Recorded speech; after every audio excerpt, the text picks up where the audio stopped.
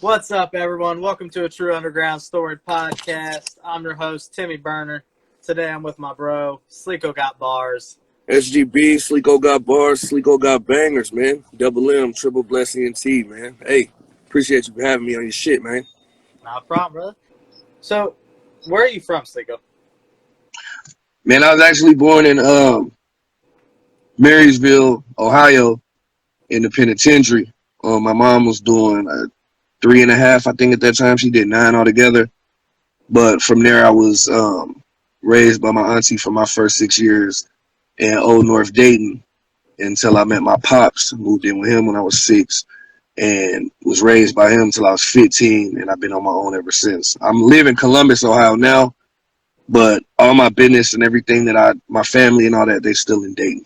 I got a disabled son, so we ended up moving here because he's on dialysis, and the hospital is literally right across the street. Like, I'm looking at the hospital from my driveway right now, so where he gets his treatments or whatever. But yeah, I'm from Dayton, Ohio, man. What was your childhood like growing up in Dayton? I mean, my childhood was outside of the house. Like, me and my pops was, he was a good father, but we was just very different. You know what I'm saying? Just two different people. You know what I'm saying? And then the situation with him and my mom and him finding out he had a son, and just home life wasn't ever really. It was just whatever. I was the only child. At one point, we had a lot of money, so I would have a lot of things. You feel me? Like clothes and just shoes and games and just the stuff you want as a young child. But my favorite memories was just like with my friends, picking up on things and learning how to be a man from the people around me who actually had real love in their house. You know what I'm saying? Yeah. So it was cool, man. But as I got older, man, that rebellious stage hit, and we kind of just was clashing. And so I left home at 15 years old. Damn. And yeah, I went to go stay with my cousin, Superstar O. I lived over here with him and his mom for about 6 months. And then another childhood friend of mine who used to braid my hair and was actually the lunch lady in my high school, was like, nah, we can't just have you out here fucked up. So they ended up adopting me and taking me in, and I lived there till I was about 19. Damn. But that whole time, I was already in the studio doing shows, rapping. You know what I'm saying? All the same shit that we talking about now, I was already doing all that then. Like 12, 13, I was in the studio, like, doing Christmas bashes, performing in front of the city, like, So it's crazy, like, to say, but, like, I had a run back then. And then in my early 20s, there was like a 7-year gap when I didn't make any music and I wasn't putting any music out. And like I said, 2017, late 2017, Jay Lee reached out, with the idea that ended up becoming Moves Media with a blueprint and goals, a 3-year plan, you know what I mean? Yeah.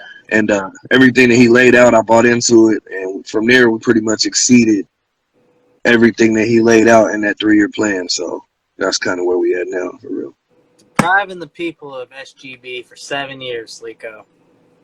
Man, you know what it was, man? Just trying to figure out how to really become a man, bro. Like I said, I ended up going to move with my mom, who I had just met the year before. I ended up going to live with her because I got in some trouble. I ended up in a situation. So I ended up living in Lorain, Ohio. Okay. And I ended up moving back to the city. Maybe 6 months after that, we fell out. It was just, it was just a whole lot of mess. And I ended up moving in with some friends of mine, and they looked out. Shout out to the Youngbloods. They let me stay with them. I stayed there for about 6 months.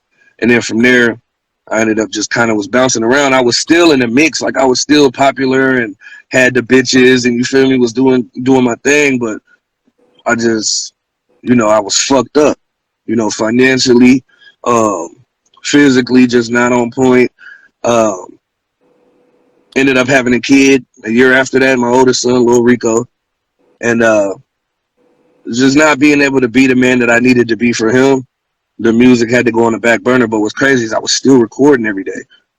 I was still making music, like, nonstop, right? Right. Like, constantly. But I just wasn't putting anything out. I didn't have no desire to. You know what I'm saying? I didn't have no desire to put no music out just because how am I out here trying to be a rapper and I can't even do what I need to do for my son. I ain't even got no whip. I can't even pull down and go get my kid. Like, what type of nigga am I? So I just spent that time kind of, figuring out who the fuck am I. Yeah, I'm that nigga. Yeah, I can walk in the club and hug 100 hoes and dap 100 niggas up and, turn up a crowd and, all that shit cool. But when it boils down to it, who am I? So that 7 years kind of just, I was just doing a lot of self-reflecting and figuring it out. And by the time I did figure it out, I was still kind of just out the loop on the music. I wasn't really, and then like I said, Jason reached out, said he had heard a couple songs that I had put on SoundCloud, because I would throw little songs on SoundCloud here and there, you feel me? And he just was like, I've been following you this whole time. Because he was out the game too. He was working corporate. And, with him being the type of nigga wanting to become his own boss, I was the first person he reached out to. He could have reached out to any other artist in the city or just anywhere and started Moves Media, but he wanted SGB. So, at the time I wasn't on social media. I had deleted my Twitter. I had like 20,000 followers on Twitter. Ended up just deleting all that shit. This was earlier, 2016, 2015.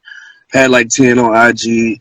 And I wasn't even like trying to be the nigga with the followers and Mr. Cool Guy. I'm not that type nigga. That ain't even how I'm rocking.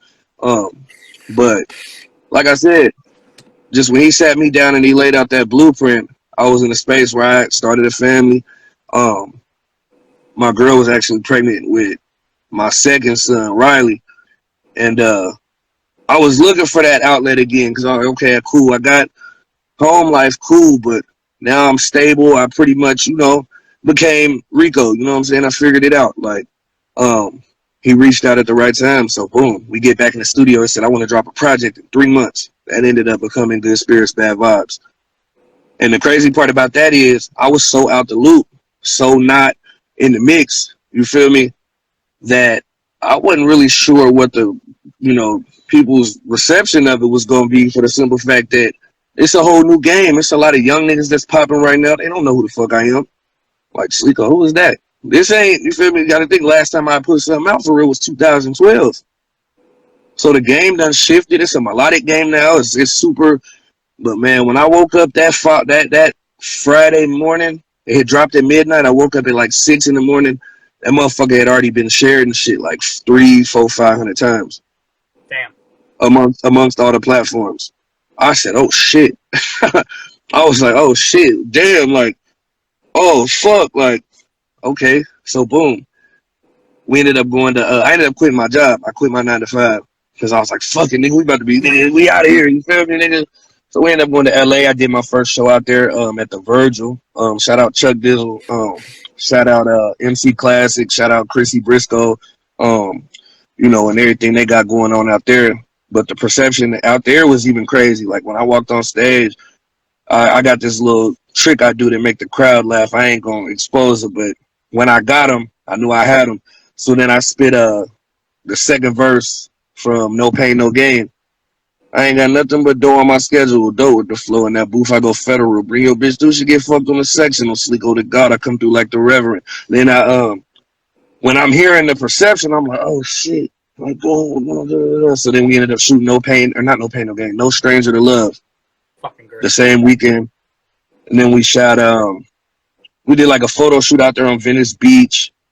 And at the time, I'm just like, man, this shit's really possible, bro. Like, we really, you feel me, got some shit going. Like, and like I said, I don't be outside. I'm not no nigga that be in the club, and that ain't my swag. Like, that shit, I did that years ago. Shout out my brother Tyler Evan. Nigga, we was in the club 4-5 days a week doing all that shit from 2010 to 2012. Like, that shit, so I just be in the crib kicking it and cooling it. But just brought me back outside. So I'm realizing I'm coming in there, bitches is still biting the same way they was back in the day. So my ego stroked. I don't want none of them, but just knowing I still got it, you know what I'm saying? Like, so that's always a good thing. And then, it was time to drop the next project, Unlimited Vibes. Right behind, boom, came right back in the summer. And then I had like I shared the weekend with Young King. Shout out Kyron. That's my little nigga, man. We shared the weekend together because I dropped that Friday and then he dropped From the Oaks 2 Saturday. So we was on each other's line, like, nigga, all right, I'm gonna share your shit, you better share mine type. So that was cool. And then yeah, shit, we just kept the train rolling. Candy Bars joined us later on that year. And I was already hip to her just from seeing her at shows, being on the same bill with her. And like I said, she joined. And then right before she joined, we had opened up Moves Global Studios. You know, let me go ahead and plug that Moves Global Studios. If you look at Studio Time, you Google Moves Media. And yeah, we got the photography booth in there. We got the studio in there, 2 different studios, Studio A, Studio B. We got the podcast room. You know, and that wasn't even the plan at first. We even exceeded ourselves on that because we just wanted a place that we can all get out of our houses and have this common place that we go to cook, to create. So now we got this whole fucking company and like this big boy ass studio and that people come to, and you know, you can see all of our accolades on the walls and some of our photo shoot pictures blown up and put on the walls, and you know, so you see what you're getting when you walk in. So it's dope. Like I said, man, that 3-year plan, we exceeded the hell out of that. And I want to say shout out to Peter Prophet. You know what I'm saying? I want to say shout out to Jared Young. You know, just everybody that, you know, contributed to and played their part in what we got going on thus far, you feel me? And it's still early. It's still very early because now we're getting into film. Yeah. Now we're getting into throwing events. We're getting into film. The sky's the limit, bro. So, but here I am every weekend after I do my family things throughout the week. Like last weekend, I think I recorded, 14 songs last Saturday. Damn. I came in last Saturday. I came to Moves last Saturday, locked in about 1:30, and it's a Domino's right by our studio, so I hadn't even ate. I ended up ordering some food because they closed at 2. I ordered some food at like 1:30, but that whole day I had been recording. I think I ended up doing like 14 songs. Some of them will be, you'll hear them. Some of them might never leave the computer. You know what I'm saying? Yeah. But that's just how it goes when you're a creator. Everything don't come out because everything don't be fire. Yeah. Everything don't be fire. Like I got some bullshit I could play for you. Like nah, Sleek. Nah, we ain't gonna ride with that one, man. Nah, we gonna scrap that one, cuz. So earlier you had mentioned that you were about 15 when you first really started dropping tapes and stuff. Nah, my first album, my first project was called Life on the Edge. I was going by Young Dash at the time, and the name Dash came from the fact I used to run track. I was real fast. And I went by Young Dash, and I dropped that in 2010, like a month before my son was born. Okay. And we recorded it in Atlanta, or not Atlanta, I'm sorry, Montgomery, Alabama. And yeah, I recorded that project in like 2 weeks. You know what I'm saying? And I had a song at the time that was real popular called Pussy Per Patron that they was playing in the clubs and shit. And that tape's actually still out on Dat Piff. You just type Young Dash Life on the Edge, you'll hear my first body of work.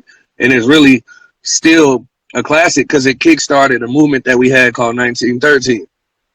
And in that movement, you had the likes of myself, JR the Star, GTC, Flam, Nove, Buddha and Icy, who was hungry and determined. They was affiliated. Railroad, who was big business, but he was, you know, still an affiliate, was still attached that, you know, to himself. And yeah, that was probably like the deepest, dopest collection of artists I think that was under one umbrella at one time ever in the city of Dayton, at least since I've been alive. And I think a lot of people from that era can attest to that. If I'm missing anybody, you know, my bad. But yeah, like App, Gambino Fresh, let's see. There's just so many people, man. Like we was strong, man. Like we would do parties, man, and we like for instance, we did JR the Stars Schedule 1 release party at Hammerjacks. And not only was it like 500-600 people in the club, but the line was wrapped all the way around 4th Street, like down the street, and then around the corner was wrapped, like people like by like 12 o'clock.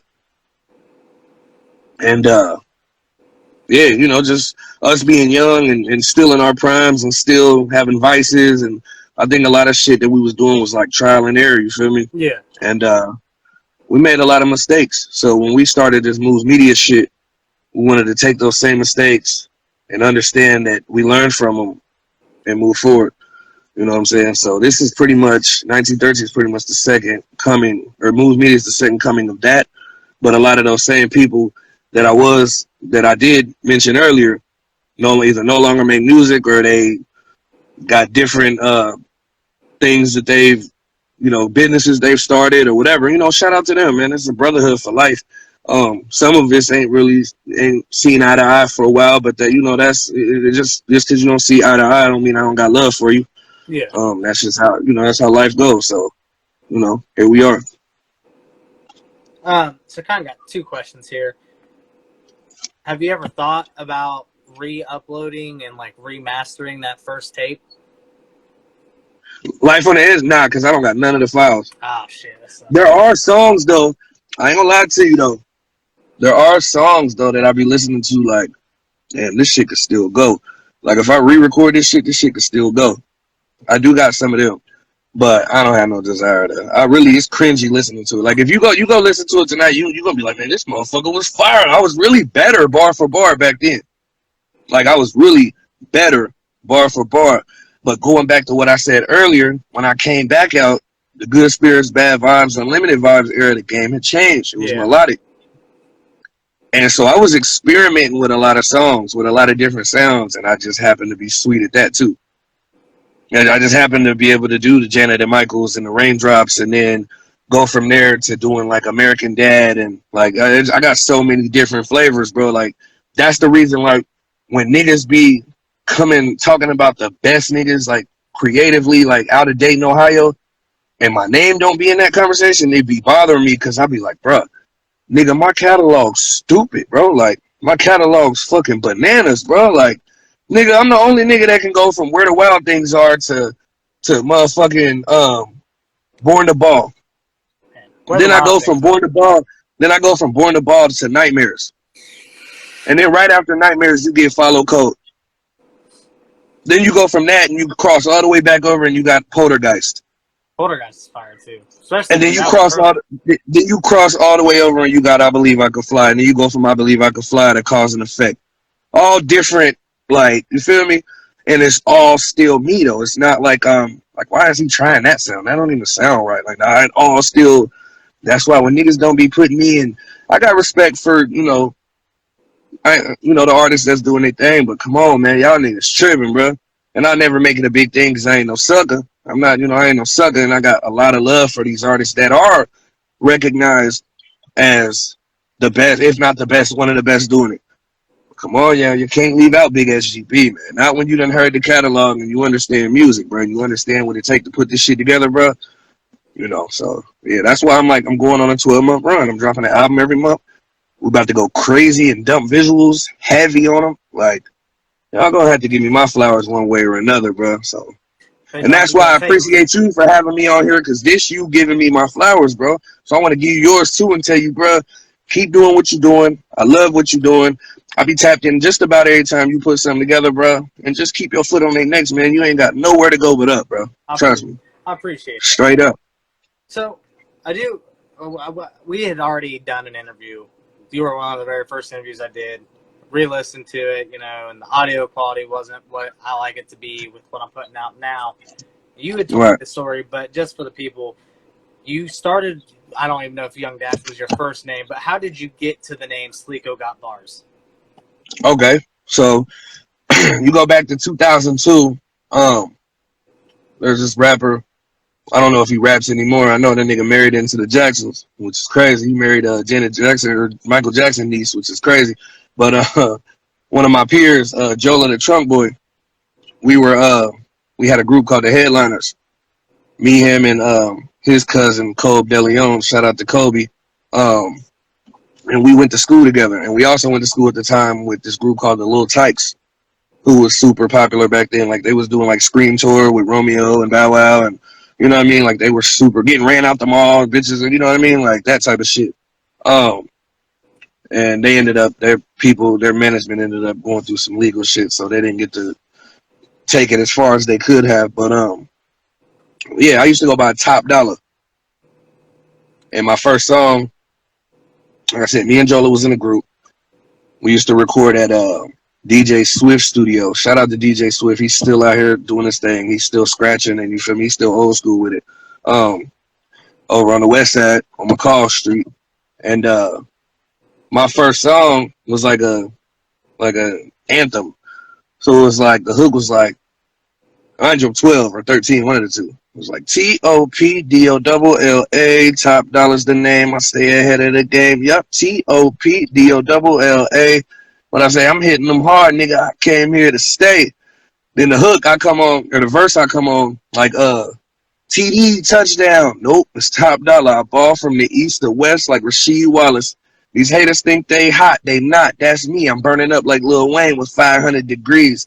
Who am I be the one to stay on them 22s? I'm balling like I was playing at Rucker or running shoot. See others play but they lose. I stay pimping with juice that'll leave you and your girlfriend like, ooh wee. I said it's top dollar in that Gucci. I drop bars that'll hit you like a Uzi, man. But I was like 12, bro. I was like 12, you feel me? And I wrote it without the beat. Like, I didn't have no beat or nothing. So we go in the studio. Swift ends up making the beat around the idea that I gave him. And shit, I dropped the verses, dropped my first song. Jola did a solo song. His was like one of them same type of, like, anthem type on his name. And then the Young Dash, like I said, came from me being in high school running track. And at the time, me and Superstar O, who was, we know him as Oreo, but y'all, the world know him as Superstar O, super producer. We had a group called the Young and the Restless. And around that time is when I met my friend, my right hand, JR the Star. And we started the group. We still here? Yeah. Okay. And we started the group, the Young and the Restless. It's a weak ass name, but at the time we thought it was hard. So yeah, I ran with Young Dash all the way until 2010. And around about 2011. Cause my homeboy KJ, K Magic, my dude K Magic, his brother KJ used to call me Sleeko. He was like a nigga that'll call you like some shit that rhymes with your name, but it's not your fucking name, and you'd be like, man, stop calling me that. Like if your name's Tim, he'll call you Jim, or if your name's fucking Steve, he'll call you Eve. Like super weird. So he used to call me Sleeko, Rico Sleeko. And I was drunk one night in the studio, uptown. Shout out Peso, shout out Railroad, and I was recording this song called "World Keeps Turning." And then the ad-libs is when I embraced it. For the first time, I was just in there drunk trying to make people laugh. So I'm like, Sleeko, Sleeko, Sleeko. And I could hear people on the outside of the booth laughing. And when we played it back, it was hard. That shit sounded sweet. So I just ran with it, and I kind of just was okay with people calling me that. So then I switched the name I wanted to drop the Young because it was like typical. Yeah. So I went from Young Dash to Sleeko Dash. And if you go on that piff and type in Sleeko Dash, you'll see Life on the Edge 1.5, which was the installment after Life on the Edge. And then you'll see I got a little EP on there. I think it's called Red Room or some shit like that. It was like 6-7 songs. And yeah, that was the last two joints that I dropped, bro, before I was just really off the radar, like trying to figure it out. Like I ended up losing my job, ended up homeless, ended up getting into it with my baby mama. We fell out. I ended up leaving her house. I'm sleeping and living in the studio. At the time, me and JR had this studio on Needmore, Frederick and Needmore, that we called the 40 because our room number was like 40. It was like a big office building. And I was living in that motherfucker, washing my nuts in the sink, and you feel me? Like, really, like, no resources. Like, I ain't want to tell nobody, bro, I ain't got nowhere to take a shower, can I? So it was like months, nigga, where I would just be in that motherfucker, like, you know what I'm saying? Washing my clothes at the laundromat up the street, coming down and drying them, letting them air dry in the storage room. Like, I was really fucked up. So around that time is when I just was realizing, bro, what the fuck? I was super skinny. Just the nigga that was cutting my hair had me looking crazy than a motherfucker. My lineup was all fucked up. And yeah, around that time I was just thinking to myself, like, bro, some shit gotta shake, bro. I gotta get my life together. So shit, I just slowly but surely was working. Started obtaining different things. Me and JR ended up getting a little crib in Trotwood when we set the studio up. And yeah, from there, I just started bubbling. And then I ended up locking in with my girl. Got cool with my girl. And then one day she just came over and just never left again. So we've been together 6 years. So yeah, and then around that same time, She ends up pregnant. Jay Lee's reaching out, talking about let's do this, let's move media. This is the idea, you know, boom, boom, boom, boom. Let's meet at Chipotle, you know, this, that, and the third. And I just bought this like fucking Sonata from Dope Donnie for like $200. And that motherfucker didn't have no title or nothing. That little motherfucker rolled though, and it had bang in it. He was just getting rid of it. Like, he's like, give me 200. I shot over there. Here, nigga, at the time I ain't had no car. So driving a little Sonata around the city, this motherfucker overheating and shit. But I ain't give a fuck. So like I said, from there I just, you know, started really using my resources, bro, just to get all the way on my feet. And that's what I did. So, you know, once again, here we are, you know, 2022, 2023. Shit, everything good, everything good. Everybody taken care of. Everybody in my house, 100. Everybody that's around me is good. So, you know, I take pride in knowing that, you know, I'm doing my part to, you know, not only keep the peace, but just help everybody around me find the peace within themselves, man. Because I know how I feel to be like having that fake smile on, like everything cool, and everybody like, man, you strong, but really you fucked up here, you know. So, and I deal with real bad anxiety, you know, so that's like a super killer because I got fucking ADHD, so I be losing track of like what I'm doing while I'm doing it. So it like makes me like I get anxious about shit. You know how anxiety works. If you know anybody that's watching this, man, if you deal with any type of mental health issues, that shit ain't no hope. You start going through them moments where you just down and you can't figure out why. Like, why do I feel like why is like a nervous type of feeling almost, and ain't nothing even going on in your life. You just might be overthinking some bills or whatever. So just, you know, learning myself, like I said, as I got older, learning myself and learning how to cope with that, learning how to stay on top of myself, and you know, helping everybody around me do the same for themselves. You feel me? That mean more to me than any song. You feel me? Oh yeah, straight up. What was some of the music that you kind of grew up listening to, and what artists that you kind of grew up listening to kind of influenced your sound and style? I ain't gonna lie, nobody influenced my sound and my style. I take pride in being as original as possible. You know, now if you can listen to a song of mine and be like, oh, you sound like such and such on there, I don't even want to put it out. But growing up, bro, my dad was a lead vocalist in a glam rock band, and they were called Scarecrow. And Steven Tyler was his idol, so I grew up on a lot of Aerosmith. I grew up on, as far as rock bands, Aerosmith, Stone Temple Pilots, Alice in Chains, Seven Dust, Linkin Park, of course, R.I.P. Bennington, Mr. Bennington. You know, and then, you know, a lot of other shit played in my house too. The Curtis Mayfield, the Isleys. Like we be on the highway, it ain't nothing for us to be riding to like David Bowie or some shit. My dad would pull the CD out and put in the Blueprint, and now we off Jay. Like, and then he might take that motherfucker out an hour later if we on a road trip and put in Metallica. Like, and you know, so that was kind of like, you know, the thing with that. So yeah, and then like as far as rappers, like I grew up like my prime, my favorite era was like the Dipset era, mixtape Wayne era, early T.I. era. T.I. probably my favorite rapper of all time, just because the few albums that I did fuck with were like my favorite shit in the world. And then he had like these super aggressive like ad libs and, you know, his sound, like just his whole like cadences and shit. I fucked with T.I. I think early in my music you might hear a little T.I. in there. Like I might even have did the a couple times or some weak ass shit, but I might even have did some shit like that. But yeah, so yeah, them was some of my influences. But as far as creatively, no, I would think I was more influenced creatively by like my peers, like being around like a Deshani who could go in there and hear a beat and have a hook ready, and in 45 seconds he ready to go record the hook. Like I never forget being in the studio with him one time, and I asked him like, bro, how is you doing this shit so quick? And he was like, sleep, because I'm sitting there writing a song for 3 hours, like just trying to really.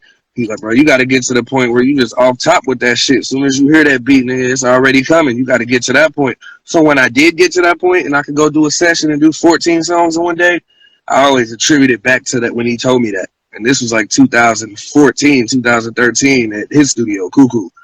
And I'll never forget that. Like, Sleek, you got to get off top with this shit. He was like, damn, you ain't ready? It'd be like 20 minutes. I'd be like, damn, it's only been, bro. You got to start just being off top with this shit.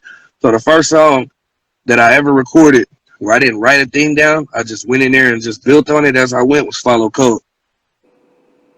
So I did the hook for Follow Code, stepped back, put a little auto-tune on it just to hear it. I'm like, well, that's fire. Fuck it. Came with the first 4 bars. You know what she say? I'm the rinse tape. Okay, boom. I'll step back, listen to it, play with the kids a little bit, get a couple more bars. I'll go back and drop 4 more.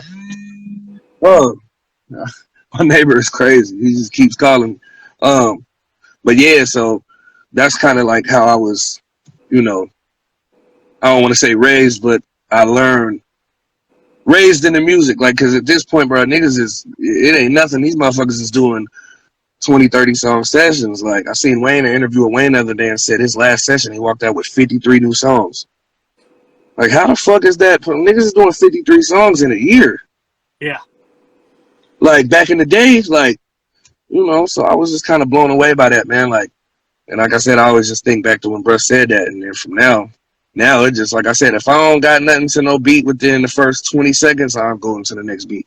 I don't care how tight the beat is. If I ain't already vibing with it, and if it ain't already coming to me, I'm going to the next one. So that's where I'm at with this shit. Off top, let's get it. What would you say has probably been, because you've been featured on a lot of artists' music, what would you say has probably been one of your favorite features you've gotten to give? Favorite features? Not even on no bias shit, but when I just did my nigga P Dirty on Stamped, that's one of my favorites. Shout out to Peter Prophet. I'm just talking shit, but yeah, that was one of my favorite verses because that was one of them ones. Like I said, as soon as I heard it and I heard how hard he came, it was just like I was so inspired by how hard he came. It was like shit, you know what I'm saying? But he know what's up. Man, that's my brother for life. He know what's up. You and P's dynamic, I love that shit. You guys get sort of like competitive with each other, but it's all love. It's just like it's all love. It's always love. It's always love. It's always love as long as Big Brother know what's up. You know what I'm saying? It's always love as long as he know what's up. You know what I'm saying? That's my nigga, man. That's my nigga for life. Straight up. But I think that and it was a verse I did for Willie Cool not too long ago that was pretty fire. Then I gave my boy Jay Perk a Fire 16 on his last release. Man, I've been really lacing a lot of shit, bro. I thought about putting together like a little compilation just to hear, like, cause it'd be like I'd be forgetting. Like I did a joint for Pletch, B Pletch, not too long ago. That was dope. I did a joint for Scotty T not too long ago. That was fire. I got some new shit about to drop that I just did for Tree. That was dope. Man, it's just so many. Oh, I did Cali Rain and Hank Snow. I did some shit for them. Yeah, but it's a couple artists I definitely got to lock in with. Like I want to lock in with J Dot. I want to lock in with Bubby for sure. Oh yeah. I want to lock in some with Bubby. I want to lock in some with J Dot, and then everybody else I done pretty much did music with that I already wanted to do music with. I base a lot of like my desire to do features with a lot of people too be based on their personality, their character as a man, how they come off. You know what I'm saying? I like humility. I don't like arrogance. I don't like ego. I'm not big. Like people might mistake my pride and my confidence for ego. Like if I say shit, me and Katie Barnes about to drop the best shit out the city this year, that's not me taking away from what you dropped or what you did, because you're supposed to feel that way about what you dropped, and your people that support you are supposed to feel that way about what you dropped. So if I say, nigga, we got the hardest shit out, that's me just speaking my album up. That's not me saying, hey, your shit weak, or nigga, you can't fuck with me, because I never said that. All I said was we got the hardest shit about to drop. You know, that's motherfuckers is gonna want to see what it's about. Like, oh, they saying it's the hardest shit. Let's see. Is it? You feel me? Because I know such and such just did, and I know my shit just dropped, and I know so let's see. Now, if niggas want to get on that and want to size up, and you feel me, I'm all for that too. But I just like being cool, bro. I like humble people. Like I said, shout out to Bubby and them. They got some real dope shit going, and they seem pretty humble with it as well. You know what I'm saying? Um, but yeah, that's what it's about for me. It ain't even always about the music. It just be about I'm seeing your passion. I'm seeing, you know, the dedication and the work ethic. I'm seeing all that, and the music dope too. That make me want to work with you. I don't like when people just be alienating themselves and won't even acknowledge some other dope shit. Because if your shit hot, man, I'm sharing that shit. I'm gonna post it. Like, I don't care if my shit just came out or drops at midnight. I'm gonna share that shit because, hey, y'all check this out. This shit hard. Because we all got one common goal, right? Yeah. And that's to get to where we want to get, wherever that may be. Everybody's version of success is different. You might be a nigga who's content with working a job making $80,000 a year for the next 20 years. That's okay too. You know what I'm saying? You might be a nigga that won a $2 million estate with different cars and different women running around, and you might, everybody's version of success is different. You know what I'm saying? And for me, it's just about being in a position to where my girl don't gotta do shit, but make sure the house taken care of and make sure the kids is good, and go buy some shit if she wants to. I don't want my people doing shit, bro. I want to put in all the work so where my people ain't gotta do shit. That's why I hate when like niggas. I'm gonna teach my kids responsibility, of course, and the value of hard work. But I'm not gonna be one of them dads like shit. Nah, this is my money. You need to go. Nah, shit. If you want to go, nigga, if I got it and you want to go spend 2,000 on this and that and the thing, go ahead. As long as you're doing the right thing and you're a good person, as long as you're spreading positivity and your values are on point and your morals are on point. Do all that. So that's my version of success. My people being able to live comfortably without having to overly work themselves. I'd rather be the one doing all the overly working. Yeah, like I know some artists that I want to see you work with. Like I want to see you and somebody link up on a track. Yeah. Chop and Costa. Yeah, Chop definitely. I ain't never did no music with Chop. But I definitely fuck with Chop though. Chop hard. I listen to War Tunes probably like once every couple of days. That's in my rotation. That's my shit. I fuck with Chop. I done did some work with Chop on the visuals too. Like he did Elixir. He did Money, Power, Respect with me and Candy Bars. I think them the only two we got. I think so. But we definitely gonna do some more work in the future for sure. Like everything going on, if you didn't have to like secure the bag to get a feature from any mainstream artist, who's like a mainstream artist that you'd want to collaborate with? Man, producer wise, I want to work with DJ Toomp, and I'm gonna make that happen too. Cause my little brother E-Man Jones got a good relationship with Toomp, and he done did some Toomp beats, and Toomp was doing all them old Ti beats like What You Know About That, 24s, all the classics. Manny Fresh. Oh yeah. I just want him to come on that shit talking all that money, hoes, cars, clothes. I want him to come on there and talk all that shit. That old Manny Fresh, that Cash Money sound. And then as far as musicians, man, like I wouldn't mind doing some shit with Frank Ocean. Oh yeah. Frank Ocean would be dope. Just on that spacey, like melodic type of wave that I get on sometimes. I mean, to be honest, I don't know. It really ain't a whole lot of people that I don't really, Yeah. I really don't even vibing with a lot of shit. I do fuck with Glorilla as far as the new artist. She hard. I fuck with ESTG heavy. I love that murder talk. That shit be hard. Talking some shit, man. He be talking some shit, man. I fuck with it. Young Thug, man. I don't even know why that wasn't one of the first. Young Thug.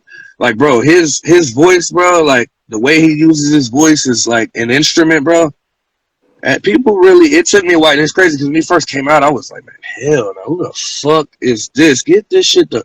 But when I started hearing him more, and as he progressed as an artist, like the last album, I think it was called Punk or Pink or one of the two. That shit, fire, bro. Oh, yeah, we've talked about that before. This is a hard ass album. That shit that he did, that what's that shit that Love You More on there? That man, no, I'm not trying to be the one. I don't know, but that shit fire, man. I fuck with Thug, man. So yeah, Thug for sure would probably be one of the first people that I'd be like, hey, bro, come on, we gotta do something, man. We gotta lock in. Just because he can do so much different shit, like sonically, that could bring the song to life. Like he don't even gotta say words. He could and then do some humming with it, and you'd be like, man, this shit fire. Nigga, like, what the fuck? Like, he the only one that can get that off, man. You know what I'm saying? Yeah, like I wasn't even a big Thug fan, and then because I always had to, even before I started doing all this shit, I had to tap in with new drops and stuff. And So you gotta know. You have to know what's out. Like you have to know what's like, out. Oh, yeah, it's fucking hard. Got J. Cole on here and everything. Like, yep, I fuck with Cole, and then I really like Cole and 21 Savage's chemistry on songs together. Oh, dude, it's just insane. I want to hear them. I want to hear them do a whole album because it's like something about when they do songs. He takes 21 to a whole different level, bro. Yeah. Like I think 21 that shit be fired in the motherfucker. Lyrically when he's on a track with Cole, and the way they transition with each other is just like perfectly blended. Yeah, yeah. What's your ideal? Who you think? Who you think I should like? If I could just, if every feature in the world was just free and there wasn't no pay to play type of game, and any nigga that I asked to do a song, who you hear? So I like the Frank Ocean idea because I do like the idea of like him doing like the vocals. I like the idea of like a Young Thug. If they were still around and hadn't passed, I think you and Juice WRLD would have made like a real fucking banger. Juice WRLD would have been fire. Yeah, Juice WRLD would have been fire. Like hearing Juice WRLD on like a Janet and Michael or like a Raindrops. Dude. Yeah, like he would have took off with that. That would have been crazy for sure. Rest in peace to him. X would have been fire too. I think me and X would have made a slap too. I was gonna say him and X, and then of someone living just for like because of what was it? Money, Power, Respect, and Elixir. I think. Hold on, I'm trying to remember this. Follow Code, like a song like Follow Code, getting somebody like Travis Scott. You and Travis Scott could probably do some fire shit because of that. One of your more banger type tracks. Yeah. Right. So you giving me a different perspective, bro. It makes sense. Yeah. Travis Scott would be fire, and I ain't like the biggest Travis Scott like listener, but I fuck with him. I understand sonically what it takes to put down the shit he put down because he's definitely a talented motherfucker for sure. Hell yeah. You were saying you wanted to make like a compilation. I actually did one for P. I made a playlist for him, and I made one for C Money Baby too. I'll work on that this week, man. I can get you a playlist made of all your features you've done.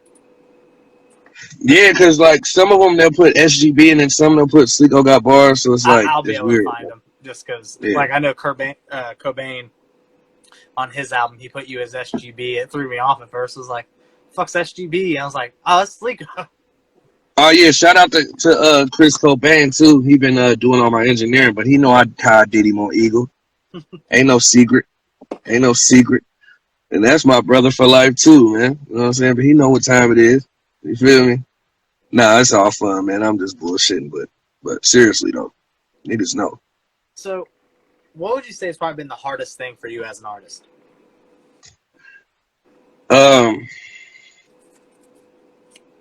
Figuring out my demographic.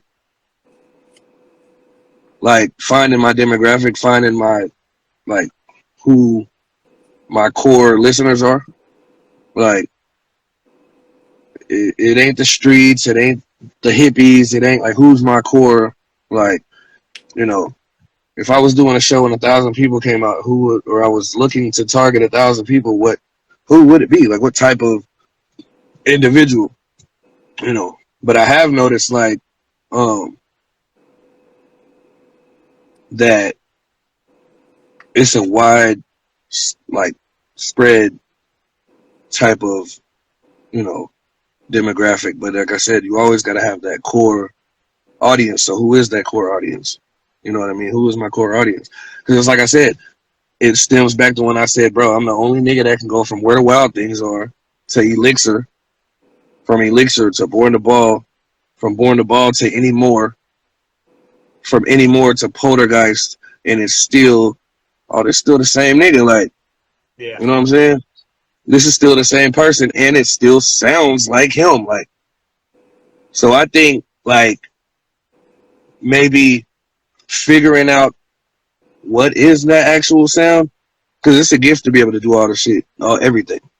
I got pop shit and all that shit too that just ain't never came out. Like I got fucking like radio, like Fergie type joints, like real shit, bro. It ain't no bullshit. I'm not putting that at it.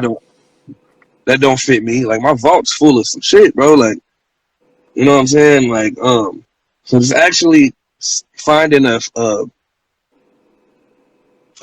specific. I don't want to say sound because it's all my sound. You feel me? Yeah. But just that one that is like, okay, this is how we're gonna run with, and then I go on a run with that particular type of vibe. I think it's been a gift and a curse that I can do so much different type of shit, bro. I can damn near sing a little bit. Shout out to Autotune, but I can. You feel me?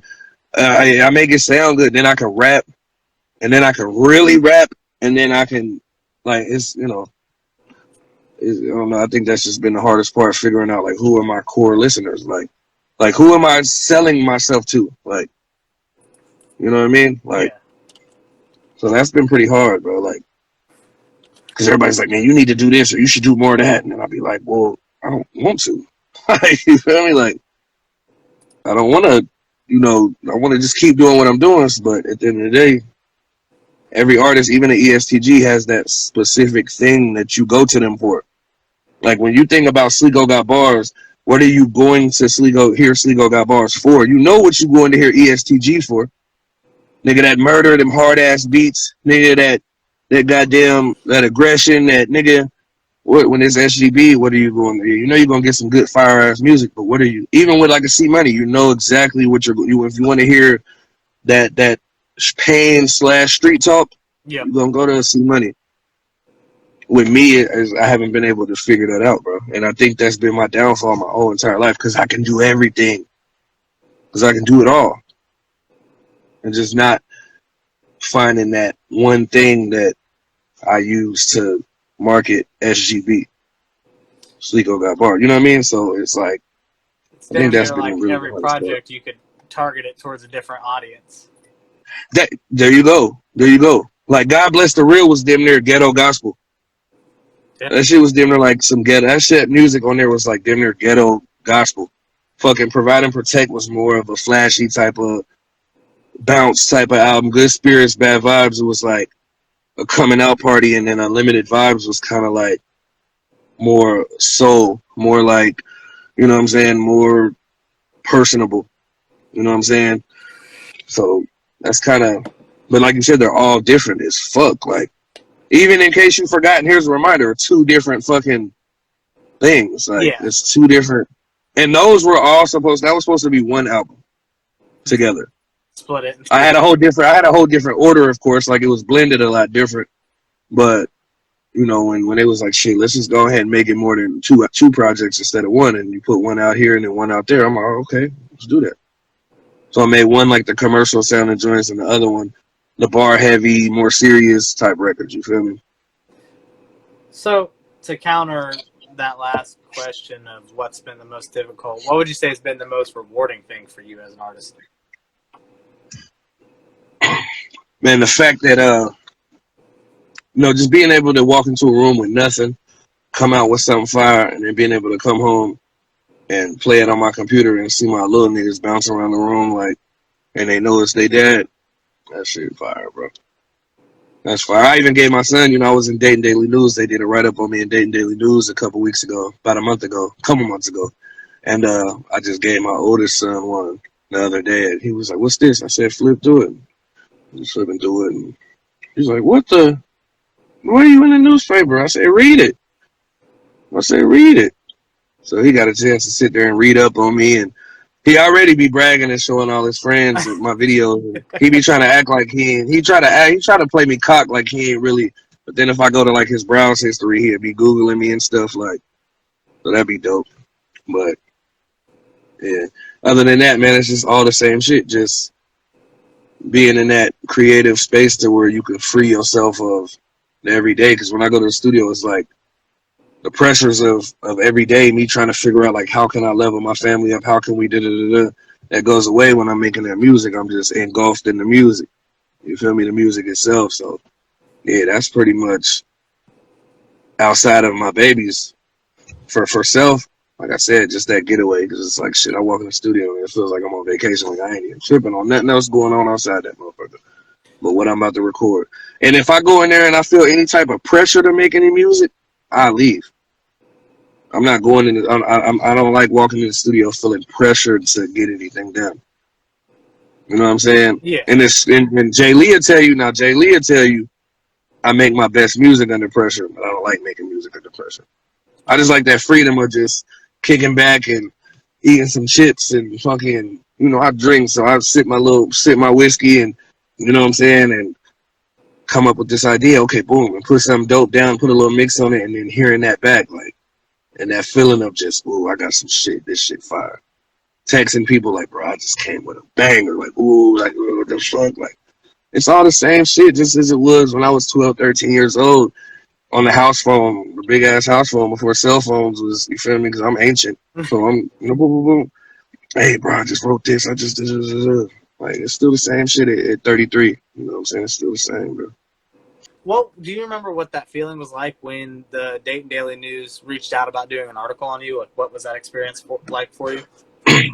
I was just more happy. I mean, for me, it was like, cool, let's do it. Because, like, I done been on the radio. Like, I've been on different radio stations throughout the country, like doing, interviews or whatever. So that was kind of like, but just being able to like text like my grandma, who I'm like ain't always been super close to, but we do have like a speaking relationship. Like we're all sending pictures of the kids, but just being able to text her and be like, hey, go grab the paper today. And why? Just go grab it. And she actually goes and texts me like, damn, you did so good. I'm just telling me she's proud and, this, that, and the third, and just being able to, like I said, show my son, like, man, look at your pops, man.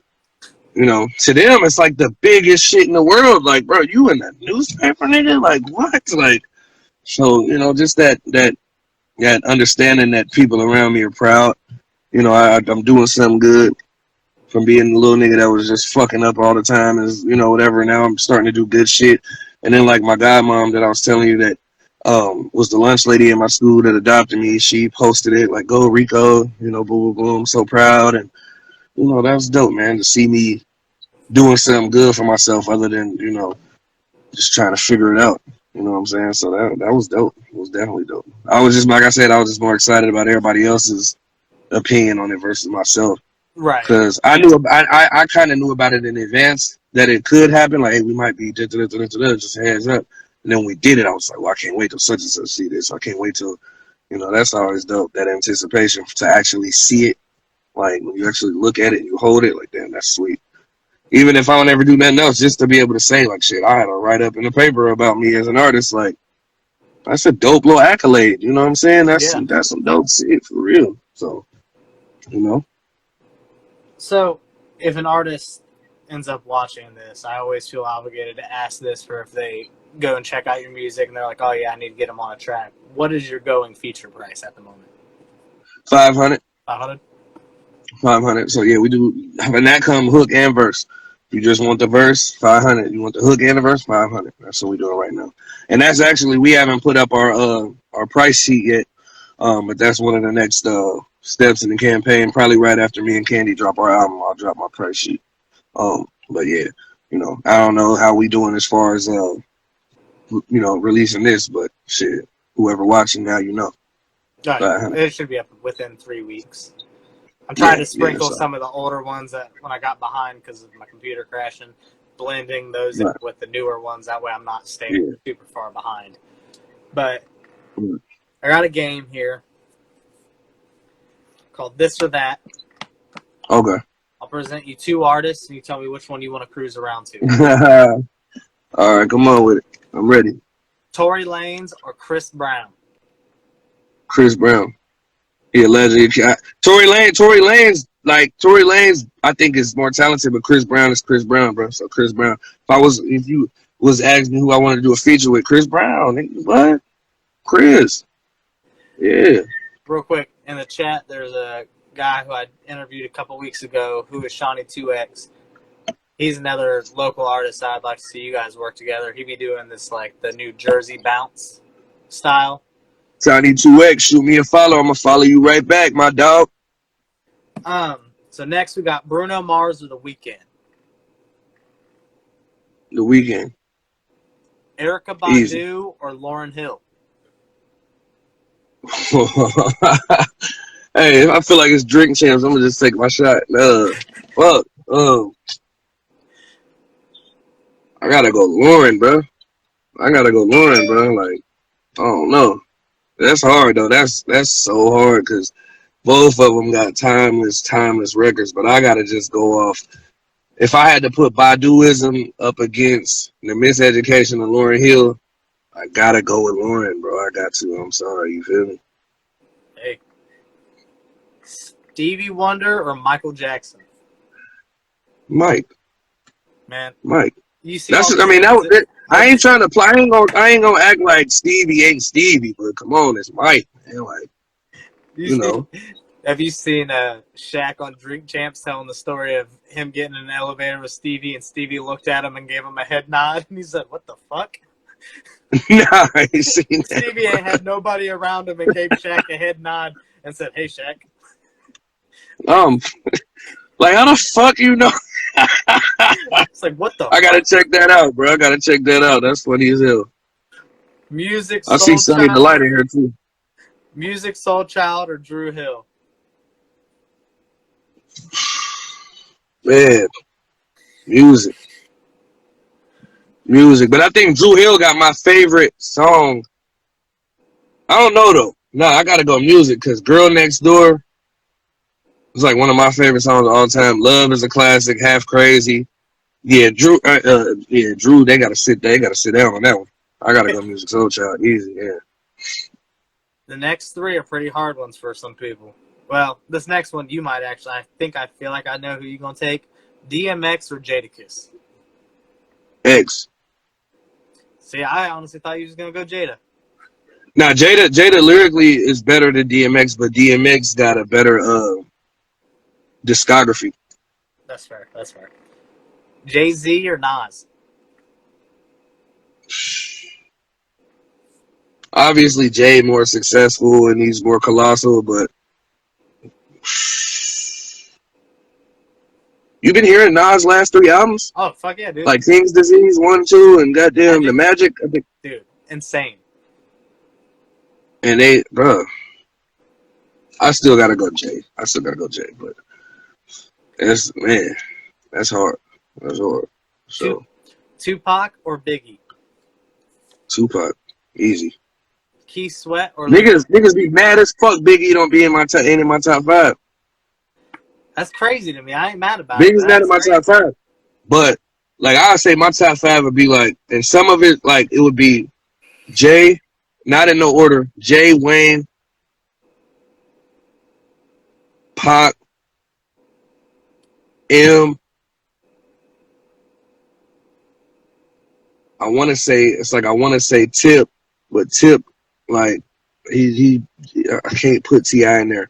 I'm not gonna put Nas just because he Nas. That 5 is a wild card. Like it's going, but them 4 is off top. Jay, Nas, or Jay, Wayne, Pac, Eminem, and now you know how I feel about M, right? Yeah. You respect them the last like 10 years. I've just been like, man, that shit. But them first 4 albums though was like, all right, like this, and commercially, success wise, you can't argue it. Yeah. Maybe Drake.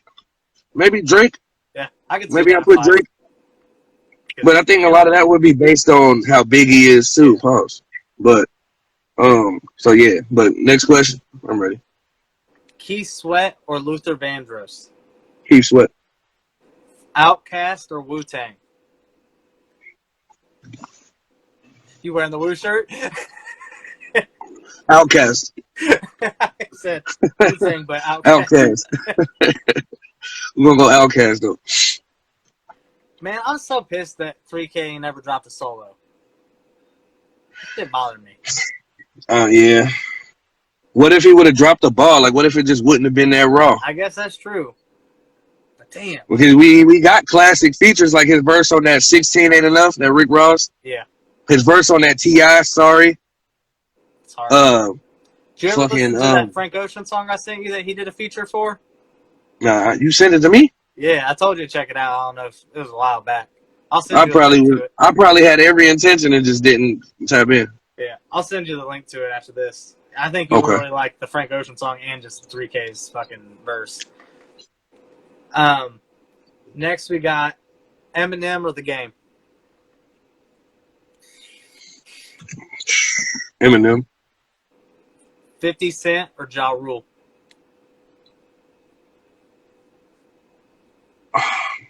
Bro. Musically, Ja. Just overall 50. Just overall 50. But musically, if we talking just the music, I gotta go Ja. Because Ja was the biggest shit in the world when 50 came out. And Yep. I mean, he did, you know. Now, you know, they had like they situation with the case, and, you know, so that's, you know, a whole nother story. But I gotta go 50 overall, of course. And then Ja if it's just based on song for song.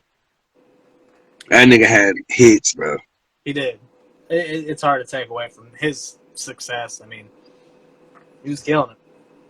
We got D-Smoke or Cordae. Cordae, because D-Smoke got a lot of Kendrick in him, and I think Cordae is a little more original sounding. I can see that, yeah. Two older guys here. We got E40 or Twista. Twista. The Locks or Dipset. Oh shit! After how they did the niggas in the verses, I gotta go to Locks. But Dipset, I was a huge Dipset fan too. Plus my best friend Jared the Star, he was making a lot of beats for Dipset at the time. So, but I just gotta go. I gotta go to Locks, man. Plies or Fabulous.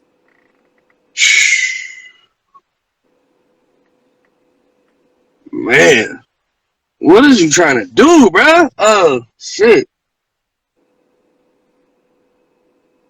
I say, I ain't gonna lie. Fabulous a better rapper, but Plies, like, first few albums, nigga, is like, that like year and a half, that run was unmatched, bruh. Like the Real Testament, like when he was coming with them songs, like Kept It Too Real, and like, man, 100 Years and all, I gotta go Plies, bruh. Got Goody Mob or Bone Thugs and Harmony. Bone Thugs, the greatest group of all time. 21 or Kodak Black. Kodak. Ab-Soul or Schoolboy Q. Schoolboy got more. Schoolboy got a deeper catalog. Schoolboy. Ab-Soul there though. Oh yeah. But Schoolboy. Yeah. J. Cole or Kendrick. Kendrick. G-Unit or Slaughterhouse.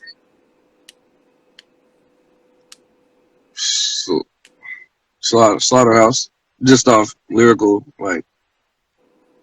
But G-Unit had, I don't know, bro. Like, I guess Slaughterhouse. Yeah, I go Slaughterhouse. Cardi B or Nicki Minaj.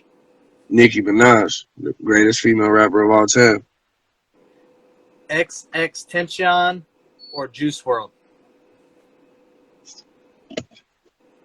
I like X better, but Juice WRLD. Machine Gun Kelly or Jack Harlow. Machine Gun Kelly, the rapper, not the pop. I gotta go with the home front, MGK. Jack Harlow ain't no slouch though.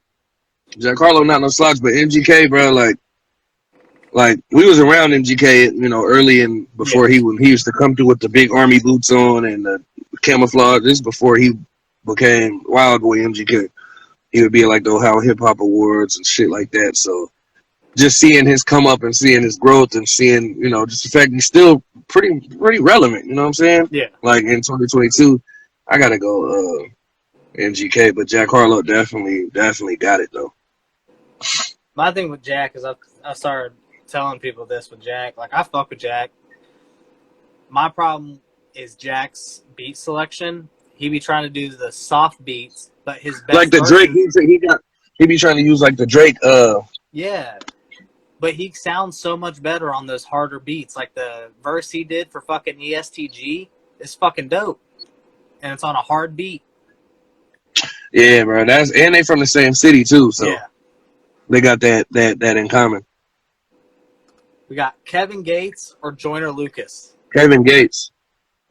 Kevin Gates, my favorite rapper. Lupe Fiasco or Wale. Lupe. Wale slept on, but Lupe easy. I feel like they both kind of get swept under the rug, especially like by a newer generation. Wiz Khalifa or Young Thug.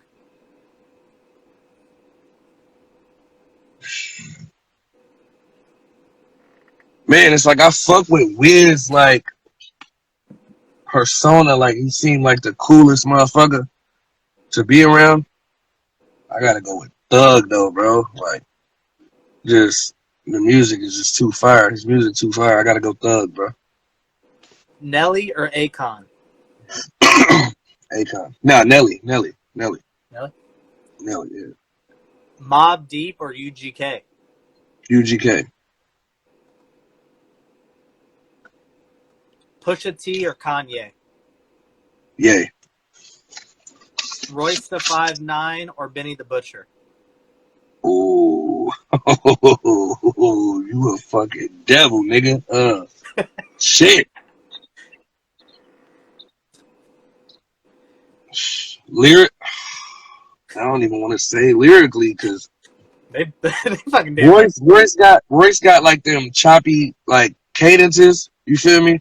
But Benny just be saying like more relatable. I gotta go Benny, bro. Benny more relatable, but Royce wordplay better than his though. Royce wordplay better, but Benny more relatable as far as the content and what he's talking about.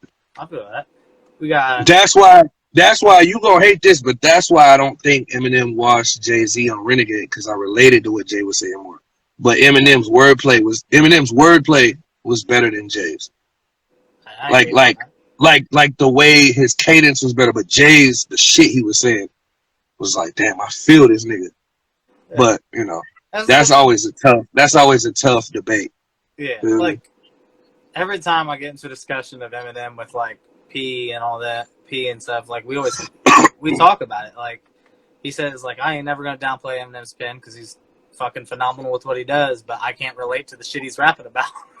That's what it is. Like it's his shit. Not, I don't know. That's why I related to some of this. Like maybe not what he was saying in his early run, but it was the way he was painting the picture. Yeah, that made you be like, damn, cuz like, nigga, I'm not listening to this song thinking you literally want to murder your bitch. But I understand the feeling of being like, bitch, God, like, you know what I'm saying? Like I get what you're saying. He was just so overly dramatic that people took it literal when they would say like, oh, he's rapping about raping his mom and killing it.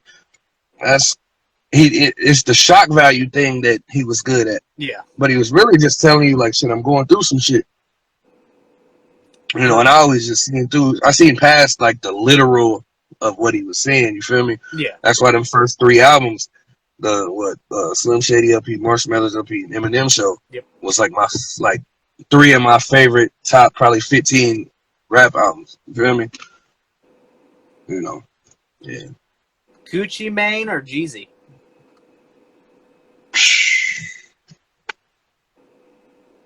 I don't think Gucci has a better body of work than Thug Motivation 101, but I think his overall he got a lot more catalog, his catalog deeper than Jeezy. So nigga, just going to prison, coming home, re-transformed and recalibrated, nigga, you done lost the fat. Now you got a whole different image, but you still recognize that I gotta go Gucci, bro. He's an admirable nigga, man. You know what I'm saying? And the bitch held him down, like, nigga. Like I fuck with Gucci, bro. I like Gucci, but I don't think Gucci got a better body of work though than that first Jeezy album though. Oh, yeah. That Thug Motivation 101 is one of the greatest. Fucking classic. Like I remember walking, nigga. I was working at McDonald's, nigga. I remember leaving the job to walk across the street to Myers in Inglewood to buy that motherfucker, and I didn't have my ID because it was parental advisory. So I'm asking people to buy it for me, and that motherfucker found somebody and walked walked out, nigga, busted the rapper, had my Walkman. You remember the CD players, the Walkman? Oh yeah. Hell yeah. You got T.I. or Ludacris? T.I. T.I. Gunna or G Herbo? Man, I would say Gunna.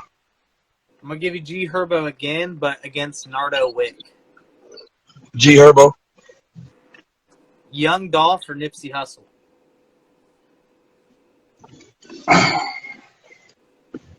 Man, bro. It would, if they both wasn't hadn't their untimely demise, I would probably say Nip. But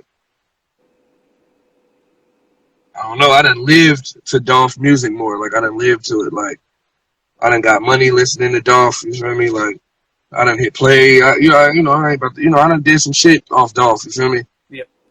Like so. That's hard though. That's tough, bro. You on some bullshit, man. Lil Durk or Polo G? Polo G. Polo G. Lil Durk or That's Lil a good Baby? one too, though. Lil Baby. Kalani or Summer Walker? Summer Walker. So I only know because my girl ride to both of them, and I be liking Summer Walker songs a little more. I think it's funny. I said this in a previous interview. Like, I noticed like with a lot of males, like they don't fuck with Summer Walker because they think she's toxic, but she's damn near the female version of Future. That makes sense. Yeah, yeah. But females hate Future. Oh yeah. They ride to him on the low. They bump him on the low, but they in public in the open they don't fuck with Future. They're like, oh no, fuck that. He a piece of shit. Yeah, like because but I get it. He feeds into it too. Like clearly. Oh yeah, it's his whole persona. He said. Do you remember that feeling you got the first time you hit the stage and performed live? The first time I performed live was, oh yeah, bro. I got fucking. It was terrible. It was terrible. Christmas Bash 2005. Mind you, I know you might not be like that tapped into that era, but this was like before Grind Time Central. I'm mentioning like the people I looked up to. This is before Grind Time Central. This is before fucking Slam. This is before we was even anybody. I'll never forget Jola, the trunk boy. He was plugged in and with the Christmas Bash.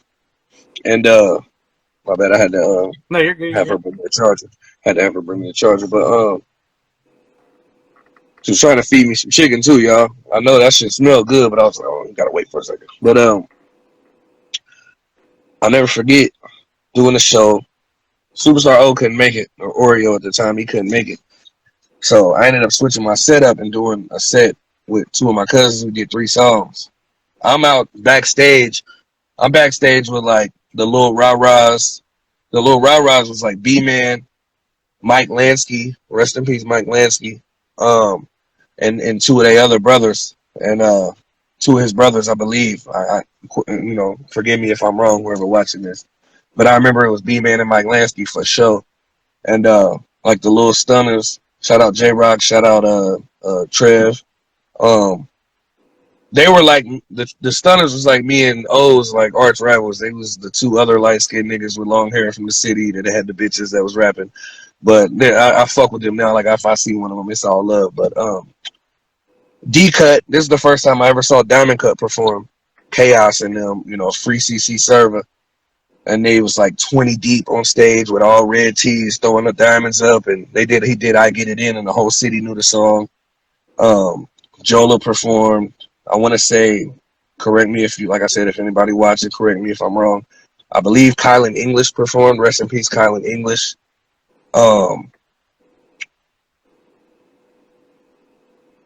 It was this group, like girl group called J Melody. I can't remember none of their names for real, but they was dope. Yeah, so it was our time to perform, Young and the Restless, you feel me? I come out on stage thinking I'm about to turn this crowd of like 600 people up. I come out there like, Dayton, Ohio, make some noise. Everybody just like the whole room. Like,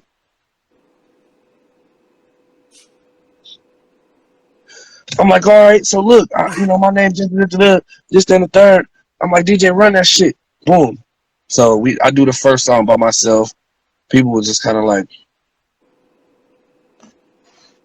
other cousin, my homeboy, he come out, do his verse on his song. They a little bit more. Then my homeboy Smooth Savage, my little nigga Damien come out. He got the long hair, pretty boy ass nigga. He come out and all the bitches just go crazy. Like turned the whole fucking arena up because we doing this slow song for the girls. And he come out just with the, boom, boom, boom, boom, boom. So I'm just thinking like, nigga, I wish you would have just been out here with me from the beginning, cause they was looking at me like I was, who the fuck, nigga, what? Dayton, Ohio, make some noise. Get the fuck out of here, nigga.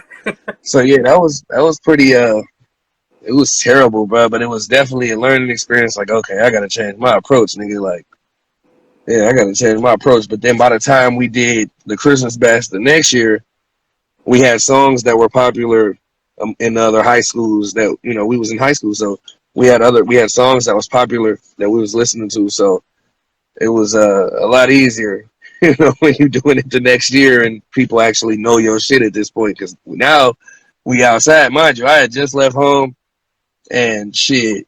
I wasn't really outside like that. Oreo really brought me outside and had me, around all the hoes and, boom. So that following year, I had already made a name for myself, even outside of him, just for me, like I said, I ain't got no rules no more. I ain't got to be home. I'm gone for 3-4 days, like out just outside kicking it.